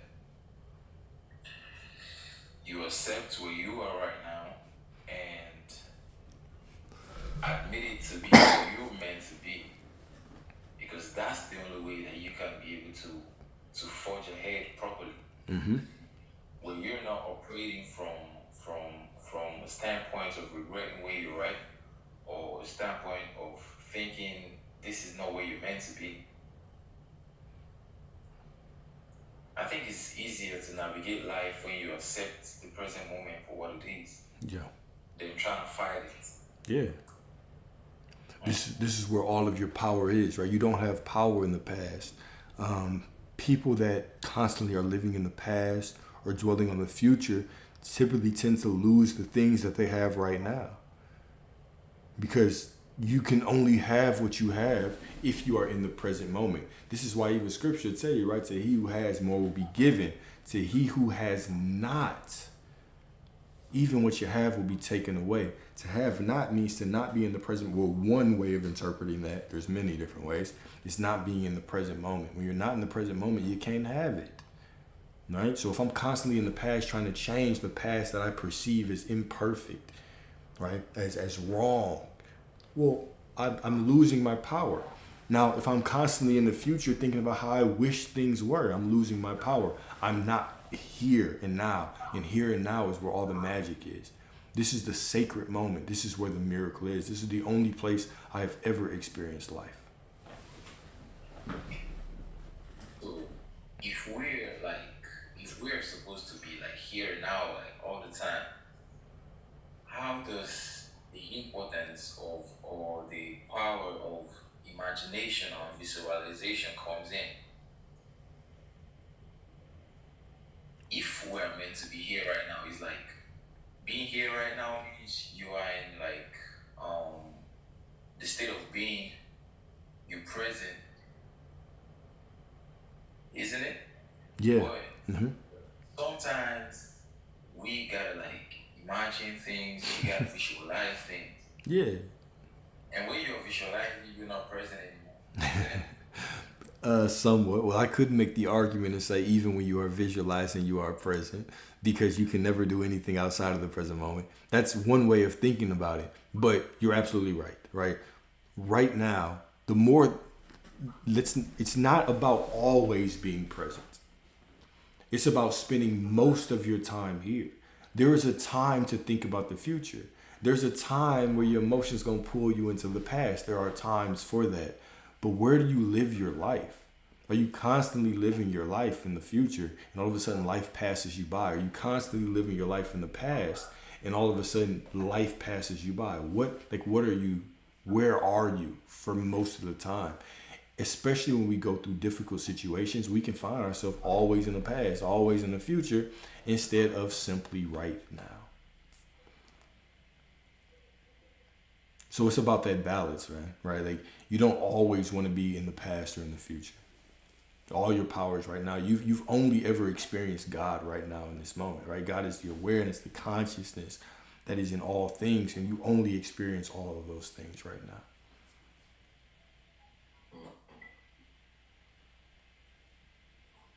That makes sense. I'm learning a whole lot. Yeah, we all in this together. But one of the things that I'm gonna learn more now is to journal. Okay. Because I've been told a lot of times to try to like learn to put things down, Yeah. learn to journal, Yeah. But I really don't see myself going back to read most of the things that I write. You don't want to go back? I'm sorry, what was the last part you said? My bad. I mean, like, I really don't. I'm not the kind of person that sees myself like reading the things that I write already. I might write it. I know how to write. I know how to read. I'm a graduate. Yeah. But when I write something, I really don't go back to it. I don't get the drive to go back to read it. Okay. Hey, mute when I talk so everybody can hear me, if you don't mind. What you say? Whenever I'm talking, just mute real quick so everybody can hear me, or else it'll be muffled. Like mute the mic whenever I'm talking. Okay. Cool. So it's fine. All right, and this is for everybody, right? It's fine if you journal and never read it again, right? I have a whole box full of journals over there, right? Just journals on journals. Sometimes I read them. I might read them once in a while. Sometimes on my birthday, I'll go back and read them. But they're not for me to sit and reminisce on the past. They're just for me to express my thoughts in this moment, right? Now, I could sit down and I could write out what I want from the perspective of I'm already this person. I could write notes to myself. As y'all see, I constantly write notes to myself and I read those letters on these lives to me, all right? It's not the technique of journaling. Remember, the journaling can be used for whatever. You can use it for manifestation. You can just use it as an ability or an opportunity to speak, to get whatever is on your mind off, to get whatever is in your heart out. There's no set rules of how you have to do these things. But if you want to express your emotions, find a way to do that. Like, just however you want to do that, find a. I guess I'm struggling to find words in this case. Y'all know I can talk, so I typically don't struggle to find the words to express myself. But don't make it about a specific technique that you have to do. Make it about finding things within your spiritual life that feel good to you, that work for you in doing that, right? I'm a writer. I like to write. Writing is every part of my life. When I talk to women, I write them notes and letters. I write all the time. So journaling has always been a center focus in my life, right? I also meditate. Affirming, I don't affirm for things. I affirm who I am. Like when I work out, I don't listen to music. I affirm. But I don't affirm for specific things like money. I affirm that I am God. I affirm the knowing of who I am. I affirm the remembrance, those types of things. So it's about finding practices that work for you and implementing those in your life.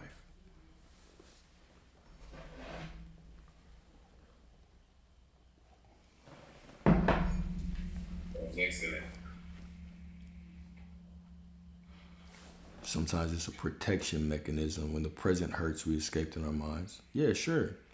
But I would also say, how much escaping do you need to do?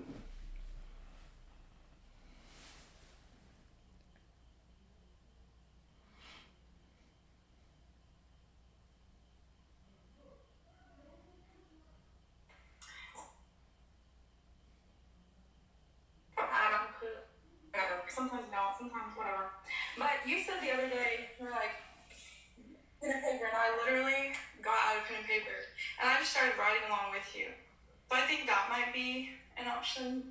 And I don't know if people are searching for that, to find like a release, a cope, or to even understand a little bit better. Like I know speaking out loud also, but even writing your thoughts on paper, to help you manifest, believe in them, really.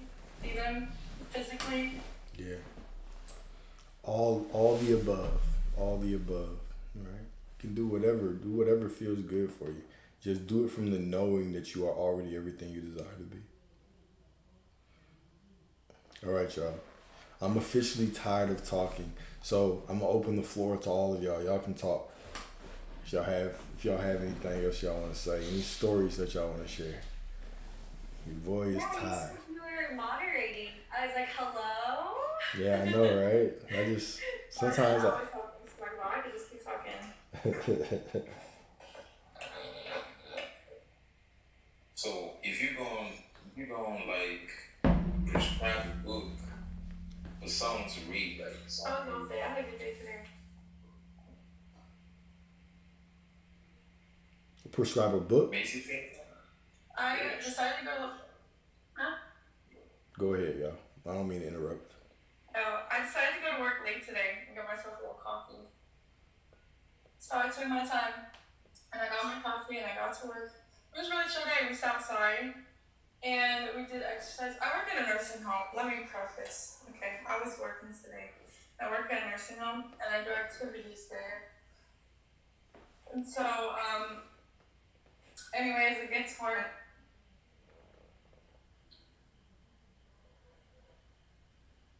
Just asking for them. We were dancing. And then I watched the football games. The football games were. There was this one play. Oh my god! Literally. Okay, I was watching the Virginia and Williams-Mary or something game today, and I always root for the underdog because it's like, might as well. Like, and I was like, okay, they're gonna come back. They're gonna throw another Hail Mary and they're gonna get that. And then they threw the Hail Mary. The man is in the end zone and he, literally, I'm gonna talk some shit because a 3-year-old could have caught that ball. He literally had all the time growth. He was sitting in the end zone, turned, and his whole body was damn near turned.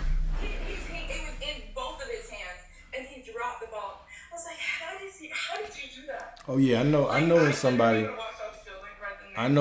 bet on the game. I know when somebody bet on the game and just lost some money. I can tell.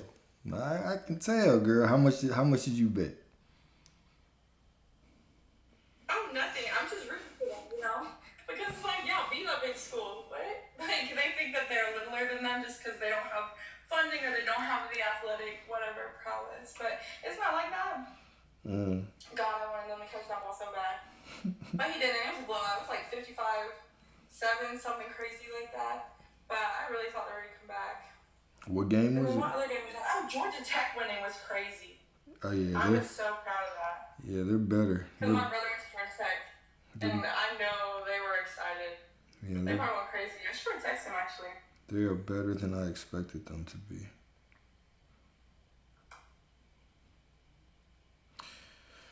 Oh, thank you. You talk, speak. What did you do today? Are you Nope. talking to me, Macy? I'm talking to you. To me? Yes. Oh, thank you. Yeah, let's give Alex a break. Alex keeps coming back and says, I'm gonna take a break. You already got stuff to say. I want to spend the day with people that I love. So I also had the best day ever, and I got invited to a dog's 8th birthday party, but I declined so that I could be here, but also I cleaned out the kitty litter, I did the dishes, I am gonna do laundry, so I'm just having the best day ever. Like, yeah, I could have gone and socialized, but I love taking care of my spaces.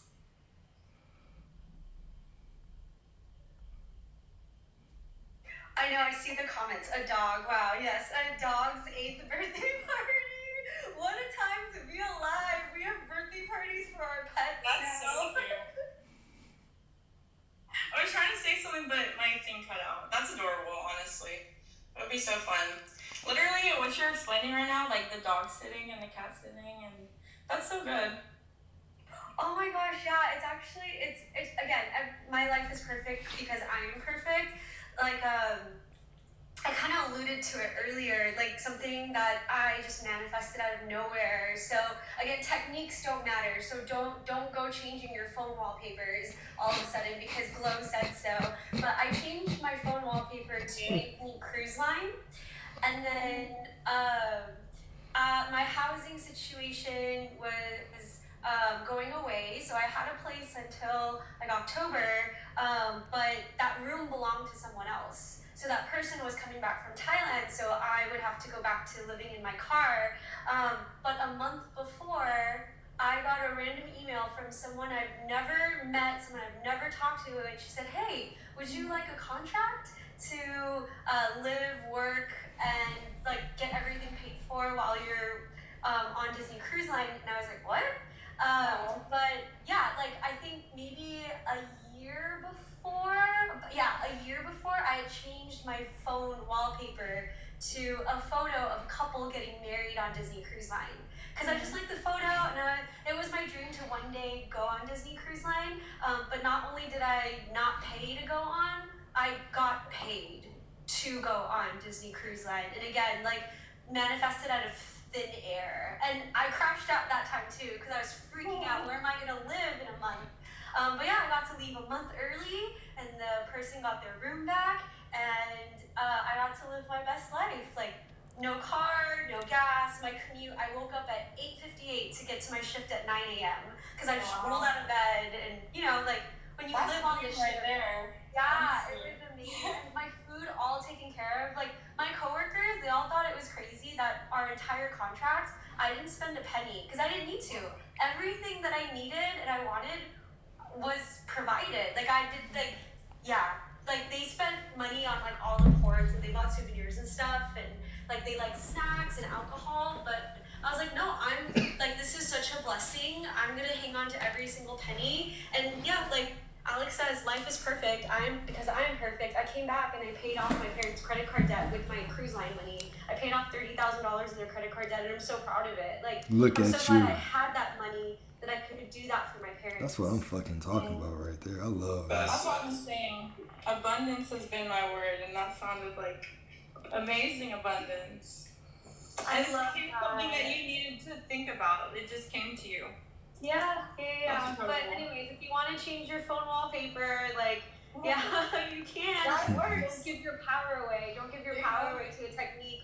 But yeah, I love that you say abundance, because at the end of that word is dance, and I love that. Like, just dance. Be happy, be free, dance. I think, like, the Bible says something like that, right? Like, be merry, like, dance. And yeah, ever since I started listening to Alex, I've been, like, prosperity has been at the forefront of my mind. I'm like, oh, okay. Because that's, like, a word that I don't hear often. I was like, I like prosperity, but I feel like everybody says abundance, wealth, and I'm like, okay, like that word is starting to lose meaning to me. It's getting watered down. So now I think like, ooh, prosperity. I really like that. It sounds Yeah, sexy, what you right? need. Go. Macy, Yes. Hello. Hi. I want the two of you to talk to me about the laws of the universe, like what you understand about the laws of the universe, like one after the other. I'm listening. Okay. Everything on Earth will always be on Earth, right? What's that? Law of gravity. What comes down must come down. That's For real. Law of attraction, law of cause and effect. I don't know all the laws of the universe, but I know a few of them. I don't know if there's law of assumption. I like that. I think there's like a few of them, like 12 or something.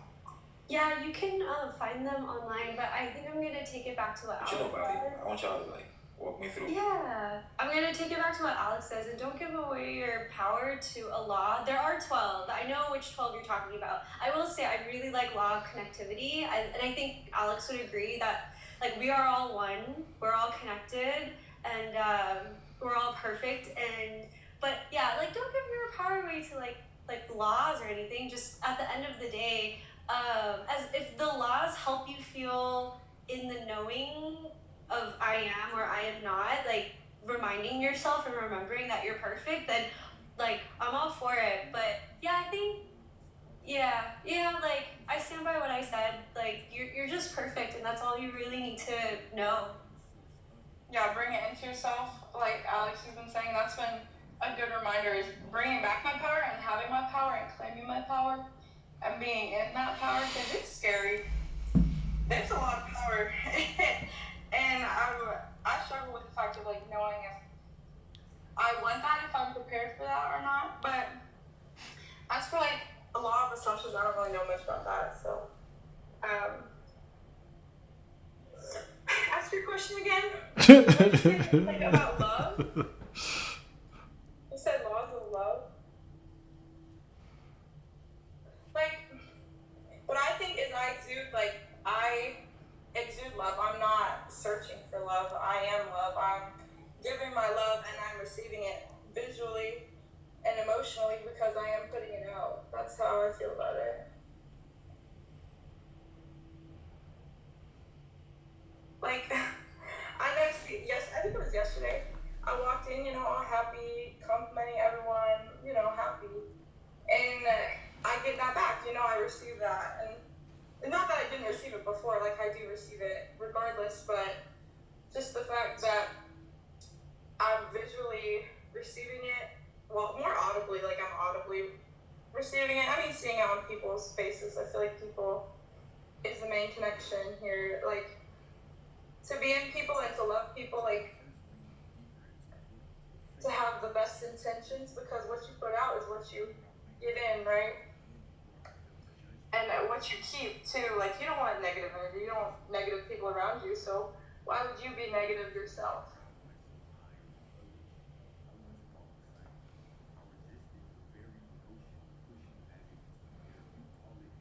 You're getting quiet now. Well, sometimes I think it's just. Is it? Okay, let me ask this first. Is it a good thing to be over ambitious? If you say so, whatever you say is law. So if you think it's good to be overambitious, then it is so. If you think it's bad to be overambitious, then it is so. You write the story. You decide. What you just said now is is is one of the reasons why sometimes when I let go of control, I just kind of call myself to order that. Like, what if I'm supposed to like hold on to or try to like put things in order for things to get in order? I don't know if that made any sense, but I'm coming in. I mean, like, what if I'm supposed to like get to some or like start doing something in order for things to start happening? And me trying to like let go of control, I'm just living it. I just get scared sometimes that what if things just go left? But that's just it, right? You just keep living it. You just keep doing it. You said what? you keep living it. You keep doing it.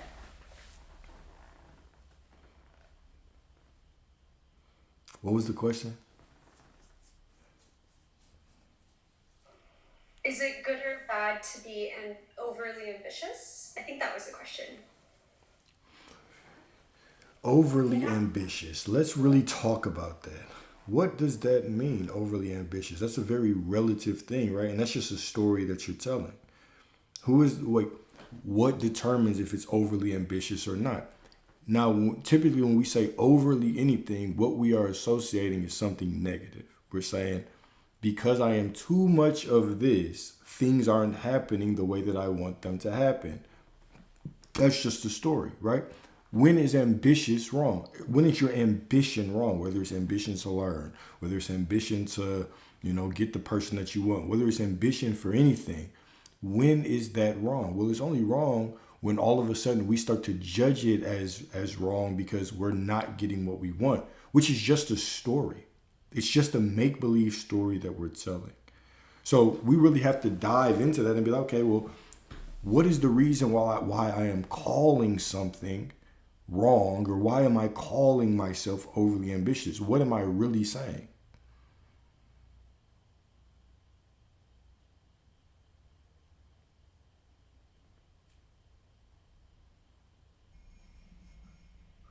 Because sometimes when I was younger, I came up seeing my parents struggle with a lot of things. Mm-hmm. So right from when I was like 15 or thereabout, I've been helping my mom.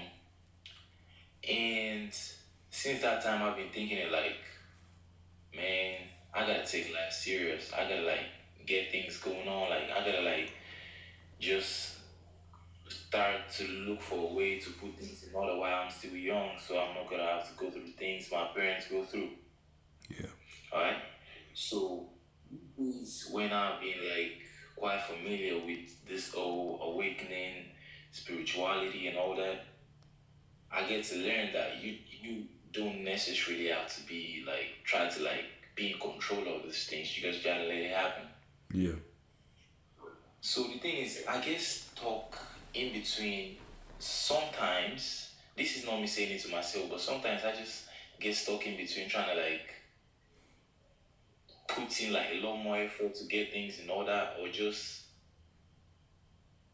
free up my mind and just allow and just let things play out how they want to. But that's the thing though, that's where the problem is. The problem isn't in your ambition or lack of ambition. The problem is that you are judging what you're doing and you're saying that one way is right and one way is wrong. But you are the perfection. You are the perfection within whatever you do. It doesn't matter if you are doing action. It doesn't matter if you aren't doing action. You simply are the perfection. It makes no sense to sit and judge things as right and wrong what you're doing. Right and wrong is relative. You're going to come out the situation. You're going to look back. You're going to judge it because it doesn't look right. And you're going to say it was wrong. Maybe I should have done it a different way. No, it was perfect because you are perfect. So instead of trying to judge, me needing to do more or less, simply make the decision right now that everything that you do is perfect because you are made in the perfect image of Source. And from there, be as ambitious as you want, or sit back and relax and let it unfold for you. Whatever decision you make is fine because you are fine. Like you are cool. You are perfect. It is simply our judgment of things as not perfect that creates that contrast in our life, or creates the unfolding that isn't perfect because reality is just matching me. It's just matching you. You sitting and not knowing which way to go, and you not being or not making a choice. You sitting in confusion is just causing reality to mirror confusion back at you. And so now it mirrors these mixed match results. You don't know if exerting effort leads to success or if sitting still leads to success, because mentally you're telling the story of confusion. So reality is just showing you the story of confusion. That's all it is.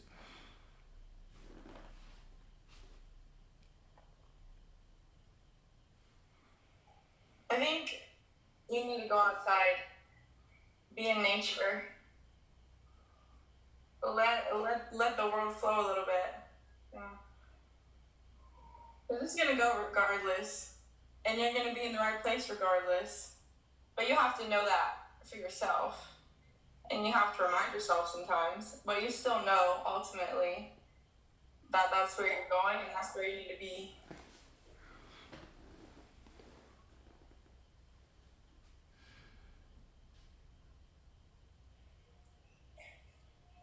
Thank you.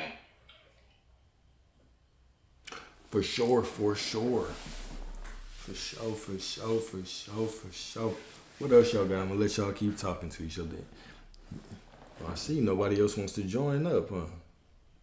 This gotta be the best place that I've been in a while. I'm learning a whole lot.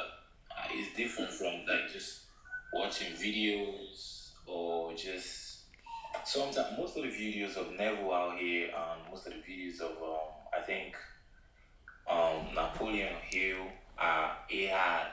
yeah, for sure. Hell yeah. Although when you listen to them, like you gotta grasp something like a thing or the other, but you can't compare it to like talking to like having real life conversations, real time conversations like this. Yeah, exactly. Most of So that I really stuff is appreciate AI. the session for real, bro. Oh yeah, for sure, bro. We all in this together. Thank you, Macy. Thank you, Glow. You're welcome. I'm so glad you're here, but also all my friends are sleeping, so I am also ready for bed. Miss Kiana, how you doing? Am I saying that correctly? Hey, what's up, you guys? Hey. How you doing? I figured, like you said, all my friends are sleeping. Why not join? Exactly. Right? Talk to some people. It's kind of fun. I was gonna hype up Glow for a minute because I saw the comments. I read through the comments about you being a teacher too. You got an all girl.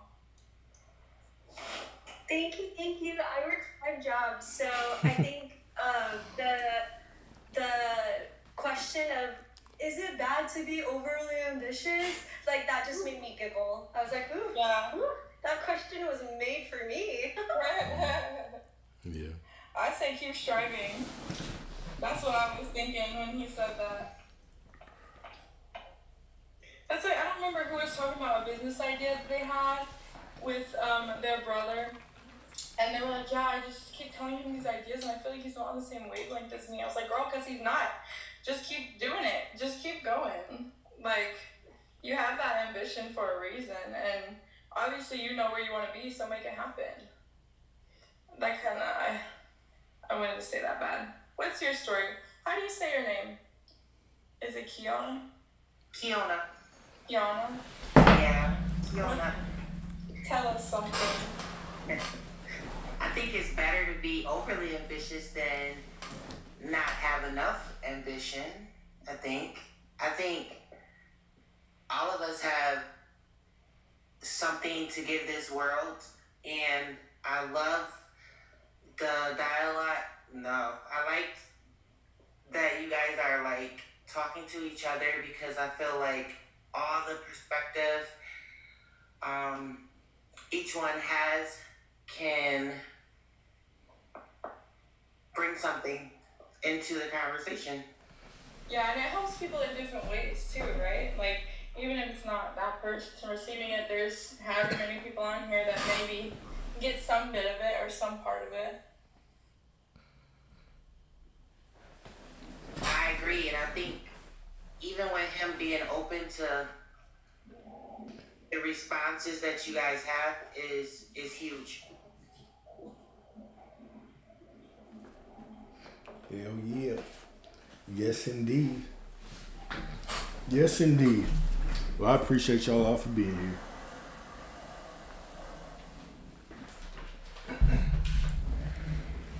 But I'm letting y'all talk, so we all. Are you ready to leave? Because you don't have to stay on here. I know it's my life. I know that. I can end it whenever. I'm letting y'all talk. And one time I'm being tired. Yeah. Thank you for the permission, Macy. I appreciate that. Thank you. So welcome. I got you. What a king. But also here. Hi, Yasmin. Hey, Hola, hola. How are you guys doing? good, how are you? Good. Because you're here. I'm doing good. Thank you. I'm doing good. I do have a question. But you're getting us, not Alex, because we're giving Alex a break. Alex is gonna have to jump in here and throw his little 2 cents out. I know he's turning his back at me because he doesn't want me to continue saying about the beard. But Mine, bro. Oh my god. Go ahead, he's listening. but Alex, I wanted to hear your perspective about when you say that everything's perfect, right? Every thought, every emotion. So my main thing has been that has helped me out tremendously was not identifying with the mind itself because I'm not it, right? So I just kind of wanted to hear your perspective about it because it's like the ego, the mind itself, it's a survival mechanism, right? So it just throws a lot of fear, doubt, all that stuff, right? So I'm just like, now it's like when a negative thought comes in, it's just like, I kind of get a little confused. I'm a little confused on it just because I'm just like, okay, well, I am not the mind itself. So I don't know, like, how can I perceive it to be perfect whenever it's not what I preferred. If it's something that is making me suffer, it's making me doubt myself, it's making me fear.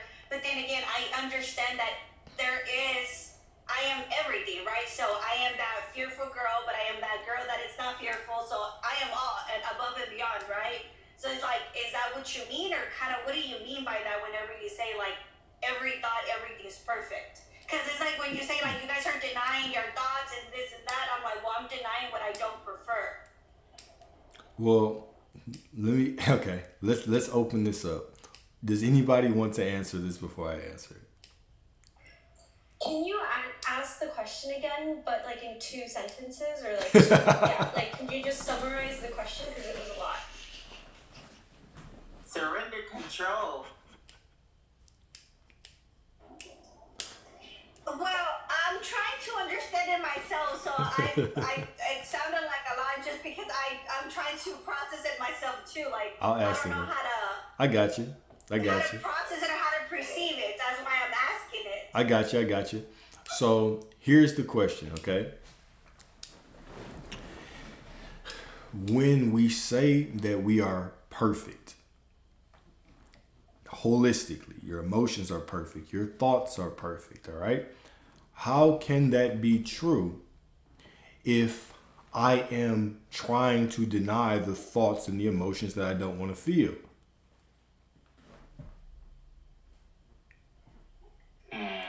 I think personally, I'm just like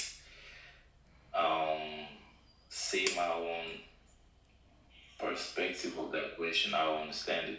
Mm-hmm. So when you have thoughts that don't really, you get some kind of like unsatisfactory kind of thoughts, you don't have to fight those thoughts. But the moment that you realize that you're having some kind of thoughts that you don't like, you can just be the observer of that thought. The thought is not you. You can just sit there, allow the thought to pass. Don't give it your attention. Be the observer. It can honestly be everything. Because by so doing, you are not giving your power to that thought. You are just being the observer of that thought. So if you have some sort of like thoughts that you seem positive, then you can dwell on that.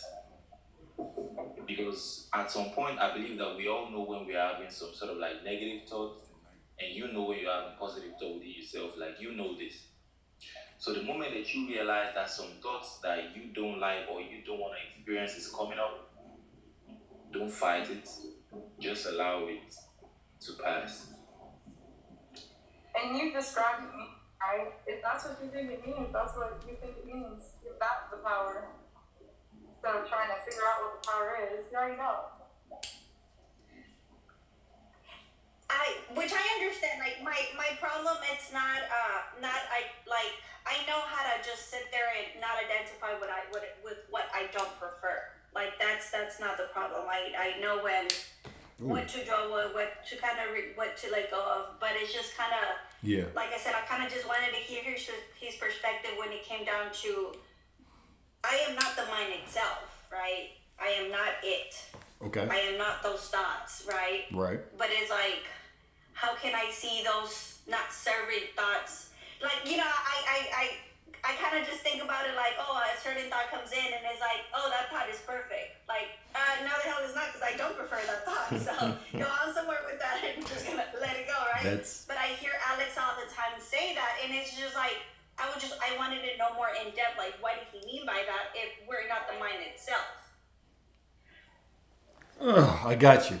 All right, you're not okay. You're not the thoughts. You're not the emotions, but these things flow through you, right? They still come up in your awareness, and you are the perfection behind them. Therefore, by extension, they are perfect. The circumstance, are you the circumstance? No, but you get to walk in the circumstance. You observe the circumstance, and you are the perfection within the circumstance. Therefore, the circumstance has to be perfect because you are there. So everything is perfect because it is simply an extension of you. It's flowing through you. Anything that touches me is absolute perfection because I am perfect. That is what I mean. Now, when we talk about it from a deeper sense, right? When it comes to the reality creation space, why it does not benefit you to start thinking of things as imperfect is because when we start to look at things as imperfect, we're just automatically putting judgment on them as wrong. And typically when we start doing that, we want to fight against them. We want to push them away. We want to say, oh, no, that's not perfect. It doesn't have a right to exist. I don't like it. Well, it doesn't matter. It's still perfect because it's part of all that there is. So when I accept things as perfect, but I know that I am perfect, those things that I do not prefer, because I don't have to like it, I just know that it's perfect. If I don't like it, it has to fade away to be replaced with something that I do like because I am the absolute perfection. This goes back to when I was talking about manifesting. I said the best way, if you really want to start manifesting quickly, start seeing everything as a miracle. If you want to open up yourself to miracles, if you want to open up yourself to having a perfect life, start seeing everything as perfect. Because now only the things that Source knows that you know as perfect can flow to you. Okay, so I think I am understanding it properly. It's kind of where like I am everything. So I guess that version or that identity or those thoughts have the right to exist. But then I come here and I choose which one do I prefer. But not because it's imperfect, but it's just because I don't want it. Yeah, for sure. It's absolutely. It's just because I don't want to experience it.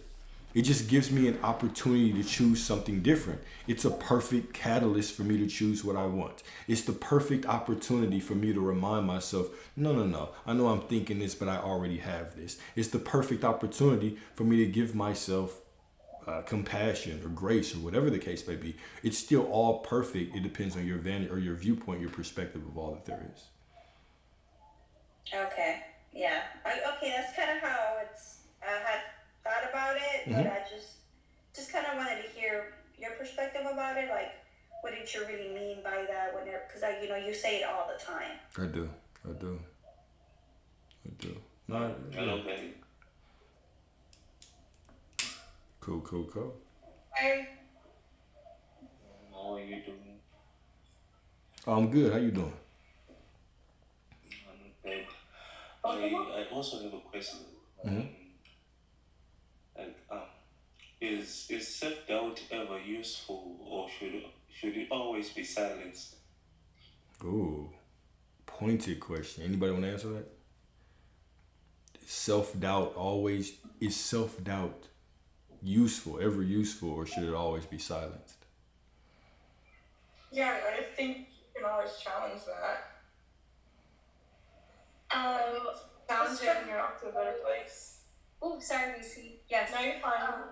Just from my notes, I'm remembering like, why would you ever run away from your thoughts if they were perfect? So why would you run away from your self-doubt if it was perfect? I'm sure there's infinite ways to process it and like to sit with it and give it your presence. I think like one way I look at it, so if I was, and I'm right there with you, by the way. I hope you, is it Levine? Yeah. Levine? Okay, yeah. So I just want you to know you're not alone. Like, it's part of the human experience, and I'm right there with you of like feeling the doubt. Like I'm feeling it now. Like I'm there, but like it's like, all right, I'm already feeling it. I'm already thinking it. Like I want to use it. I want to take advantage of it, and I would want to go deeper. I'm like, oh, like and be curious with it and sit with it, and yeah, because if I'm already feeling this. Like, I can't stop it. Like, I'm not gonna try to flush it out. Like, something that one of my teachers taught me is she said, our emotions are just messengers. So, this analogy makes so much sense to me. She said, if you were driving and your check engine light came on, would you just put black duct tape over it? Be like, oh, no, it's not there, it's not on. Like, she's like, you would never do that. You would be risking your life and the people that are in your car. Right? So when the light comes on, when you feel self-doubt or anger, whatever emotion it is, emotions are just messengers. You tend to it. Well, you do whatever you need to do. You get that oil change. You take it to the mechanic. You tend to it, and then once it's been tended to, the light will turn off. So this is not a polished answer. It was not rehearsed, but that's something that I just think about. So I'm right there with you. If you like, I'm happy to keep going. Yeah, like I feel self-doubt too. So when it comes up, it's like, tend to it. Don't cover it up. Don't hide from it. Like, you running away from the check engine light doesn't mean it's gonna turn off. It'll stay there. Yeah, that's amazing. Thank you so much. What I wanna add on to that. What I guess for me, what works for me, it's like I said, I feel like I have learned to really not identify with my mind itself. So whenever doubt comes in, to me it's just like I understand it that I am not it, and the mind itself, what it's doing, it's just coming in to try to protect me from something that previously happened or somebody told me or society said. So it's just like literally coming in trying to protect me to not get hurt, right? But in reality, like the mind itself doesn't really know what the hell it's talking about. It's just gonna throw shit at you based on past experiences. But you are not them. But it's just what the mind does, right? It's always worrying about the past and the future. It's never in the present moment because it doesn't know. Like the mind cannot grasp what the present moment is or what we are. The mind is just there to kind of like, okay, well, like remember here, down here, because this is what could happen, right? Because of this, because of that. So me just kind of like, no, I don't let it run the show. I just kind of like, I hear it, I feel it, but I don't dwell on it because I'm like, I am not it. So I just kind of disconnect from it and let it be because it's just really, most of the time, it's really just trying to protect you from stuff that you just gave it so much energy when you were unconscious, when you were not conscious about how we actually work, I guess, as human beings. So I just now like I run the show, but the mind is always like kind of just like and behind your ear like, hey, remember this, remember that. So to me, just kind of not identifying with it helps me tremendously because I can feel it for a little bit, but it's just like it's such a relief to know that I am not those thoughts. So I was like, why am I suffering right now? Because the mind, the body, has trauma from before that it remembers, and it's trying to make me identify with it because I did it for so many years, but I am not none of them. So it just, at that moment, I'm just like, okay, I feel relief, and I just let it go. And I don't dwell on it, and it kind of goes by, so that's what works for me.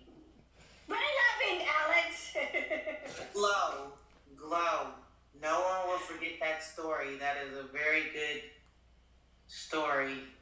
And people will remember that when they feel the doubt. But also, it's the stories that you're telling yourself. How does that serve you if you're saying that you are this or that, and the self-doubt comes up in your mind, how does that serve what you are trying to accomplish? Like, if you're trying to accomplish something in your life, like, and it says you're nothing, how does that serve the story that you're telling? That lets you know that, no, this is not what I want to believe, because if I'm walking this path and I am perfect, that doesn't connect to what your story is.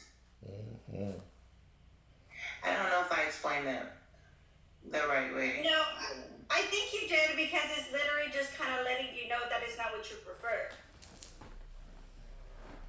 True.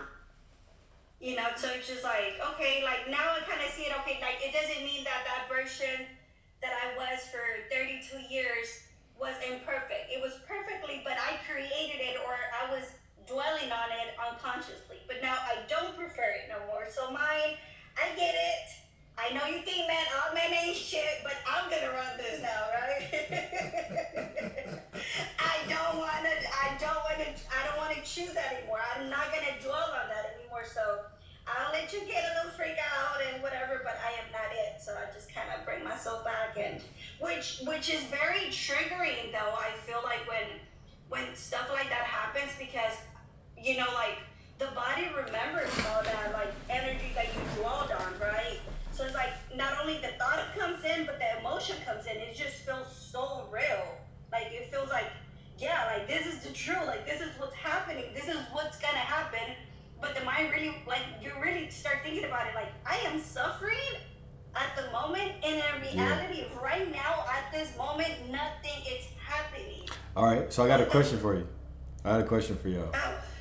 All right, so let's say that I'm listening to you, and I feel you, like I hear y'all, right? Okay, doubt doesn't have power, but I've been doing this, right? I've been doing this for so long, and it's like nothing's changing. Matter of fact, this woman that I'm dealing with, she's still showing up the same. She hasn't changed at all. She's still dealing with somebody else, and the doubt is just getting strong. What do I do? Yeah, don't get quiet now. I see that everything is working together for my good. Everything is working together for my good. But it doesn't feel like it. You have to believe it. Huh? It doesn't feel like it though. But feelings are temporary. You do not dwell on feelings, because I'm at a job that I really don't want to be at, but I am a different person than I was so many years ago. I am changing. Yeah. You don't see the changes sometimes. They're very, very, very small. Yeah. And then one day you'll look up and you're like, you know what? I am a completely different person than I was like 3 or 4 years ago. So the changes are very, very small. Oh, that girl just gave me them chills. But them changes add up. Yeah. And then they become bigger when you see the person that you are turning into. It makes you see why you went through that path. Sometimes you really can't see it. But if you show up every day and you do your best and you follow what you know, come on, it has to change. It has to, because you're putting it out there. You're putting it out there that it will change. You speak life. Life has power. I mean, the words you say have power. This is why I'm very crucial with the things that I say. But Kiana, it doesn't feel like these words have power though. It's just, I feel like I'm still in the tunnel. I hear you, and yeah, maybe things will change little by little, but it doesn't look like anything is changing right now.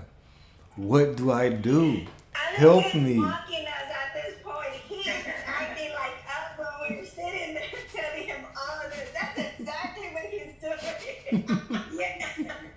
Yeah, but the thing about it is, it's a repetitive thing with some people, because with some things you're not going to be able to wrap your mind around it logically. I'm analytical, I know, I'm trying to really wrap my mind around some things like when people say, "Oh, you're perfect," but in a world that say you're not perfect, then people are saying this and that. You have to know what you know and stand on it. I believe. I love that you keep going back to you, because that is the key, right? Is that when we get caught looking outside, like this and that. The important thing that you said was, yeah, it might seem like little changes are happening to me, but over time, that's a big change, right? Like how I like to put it is everything always feels like it takes time until you wake up and you are in the middle of your dream and you feel like it happened overnight. This is just how the reality works. It always feels like it takes time until everything fucking changes, right? So when you make it about you, when you constantly press forward into knowing that, no, I am changed. I am different today. I am different today. I am different right now. I am who I say I am right now. Reality has to change. It's about making it about you, right? Oftentimes, that is the pitfall. The problem is when we're focused out there. Looking at things out there, oh, it doesn't look like this has changed. Oh, I just feel like this. Doesn't matter what it looks like. Doesn't matter what you feel. Who do you say you are in the midst of it? When you know who you are in the middle of the storm, everything works out for you good. So I was just saying that because I really wanted you to say exactly what you said. And you said it, so I appreciate you. Hey, thank you, because you know what? We're all here to learn. But I'm one of those people, I have to check myself first before I'm trying to check somebody else. You know what I mean? Yeah. It goes back to myself. And I have to be like, Like when people give their perspective, they're like, well, this is what I do. You have to take it back to yourself because everybody is going to see it through a different lens. You know what I mean? And I just can only help, you know? Yeah, for sure. Well, anyways, y'all got an appointment with a parlay tonight. I'm about to go watch this fight. I appreciate y'all for joining. I appreciate the heads up. I will leave y'all on here if y'all want. And I'm just going to go around the corner. Oh, I got Terrence Crawford for sure. I got Crawford for sure. I can't bet against him. But I'll leave y'all on here if y'all want. You go watch your fight, Alex. And we'll see you tomorrow. All right. Y'all have a beautiful, beautiful evening. I appreciate y'all, all right? Later. Later. Thank you, Alex. Have a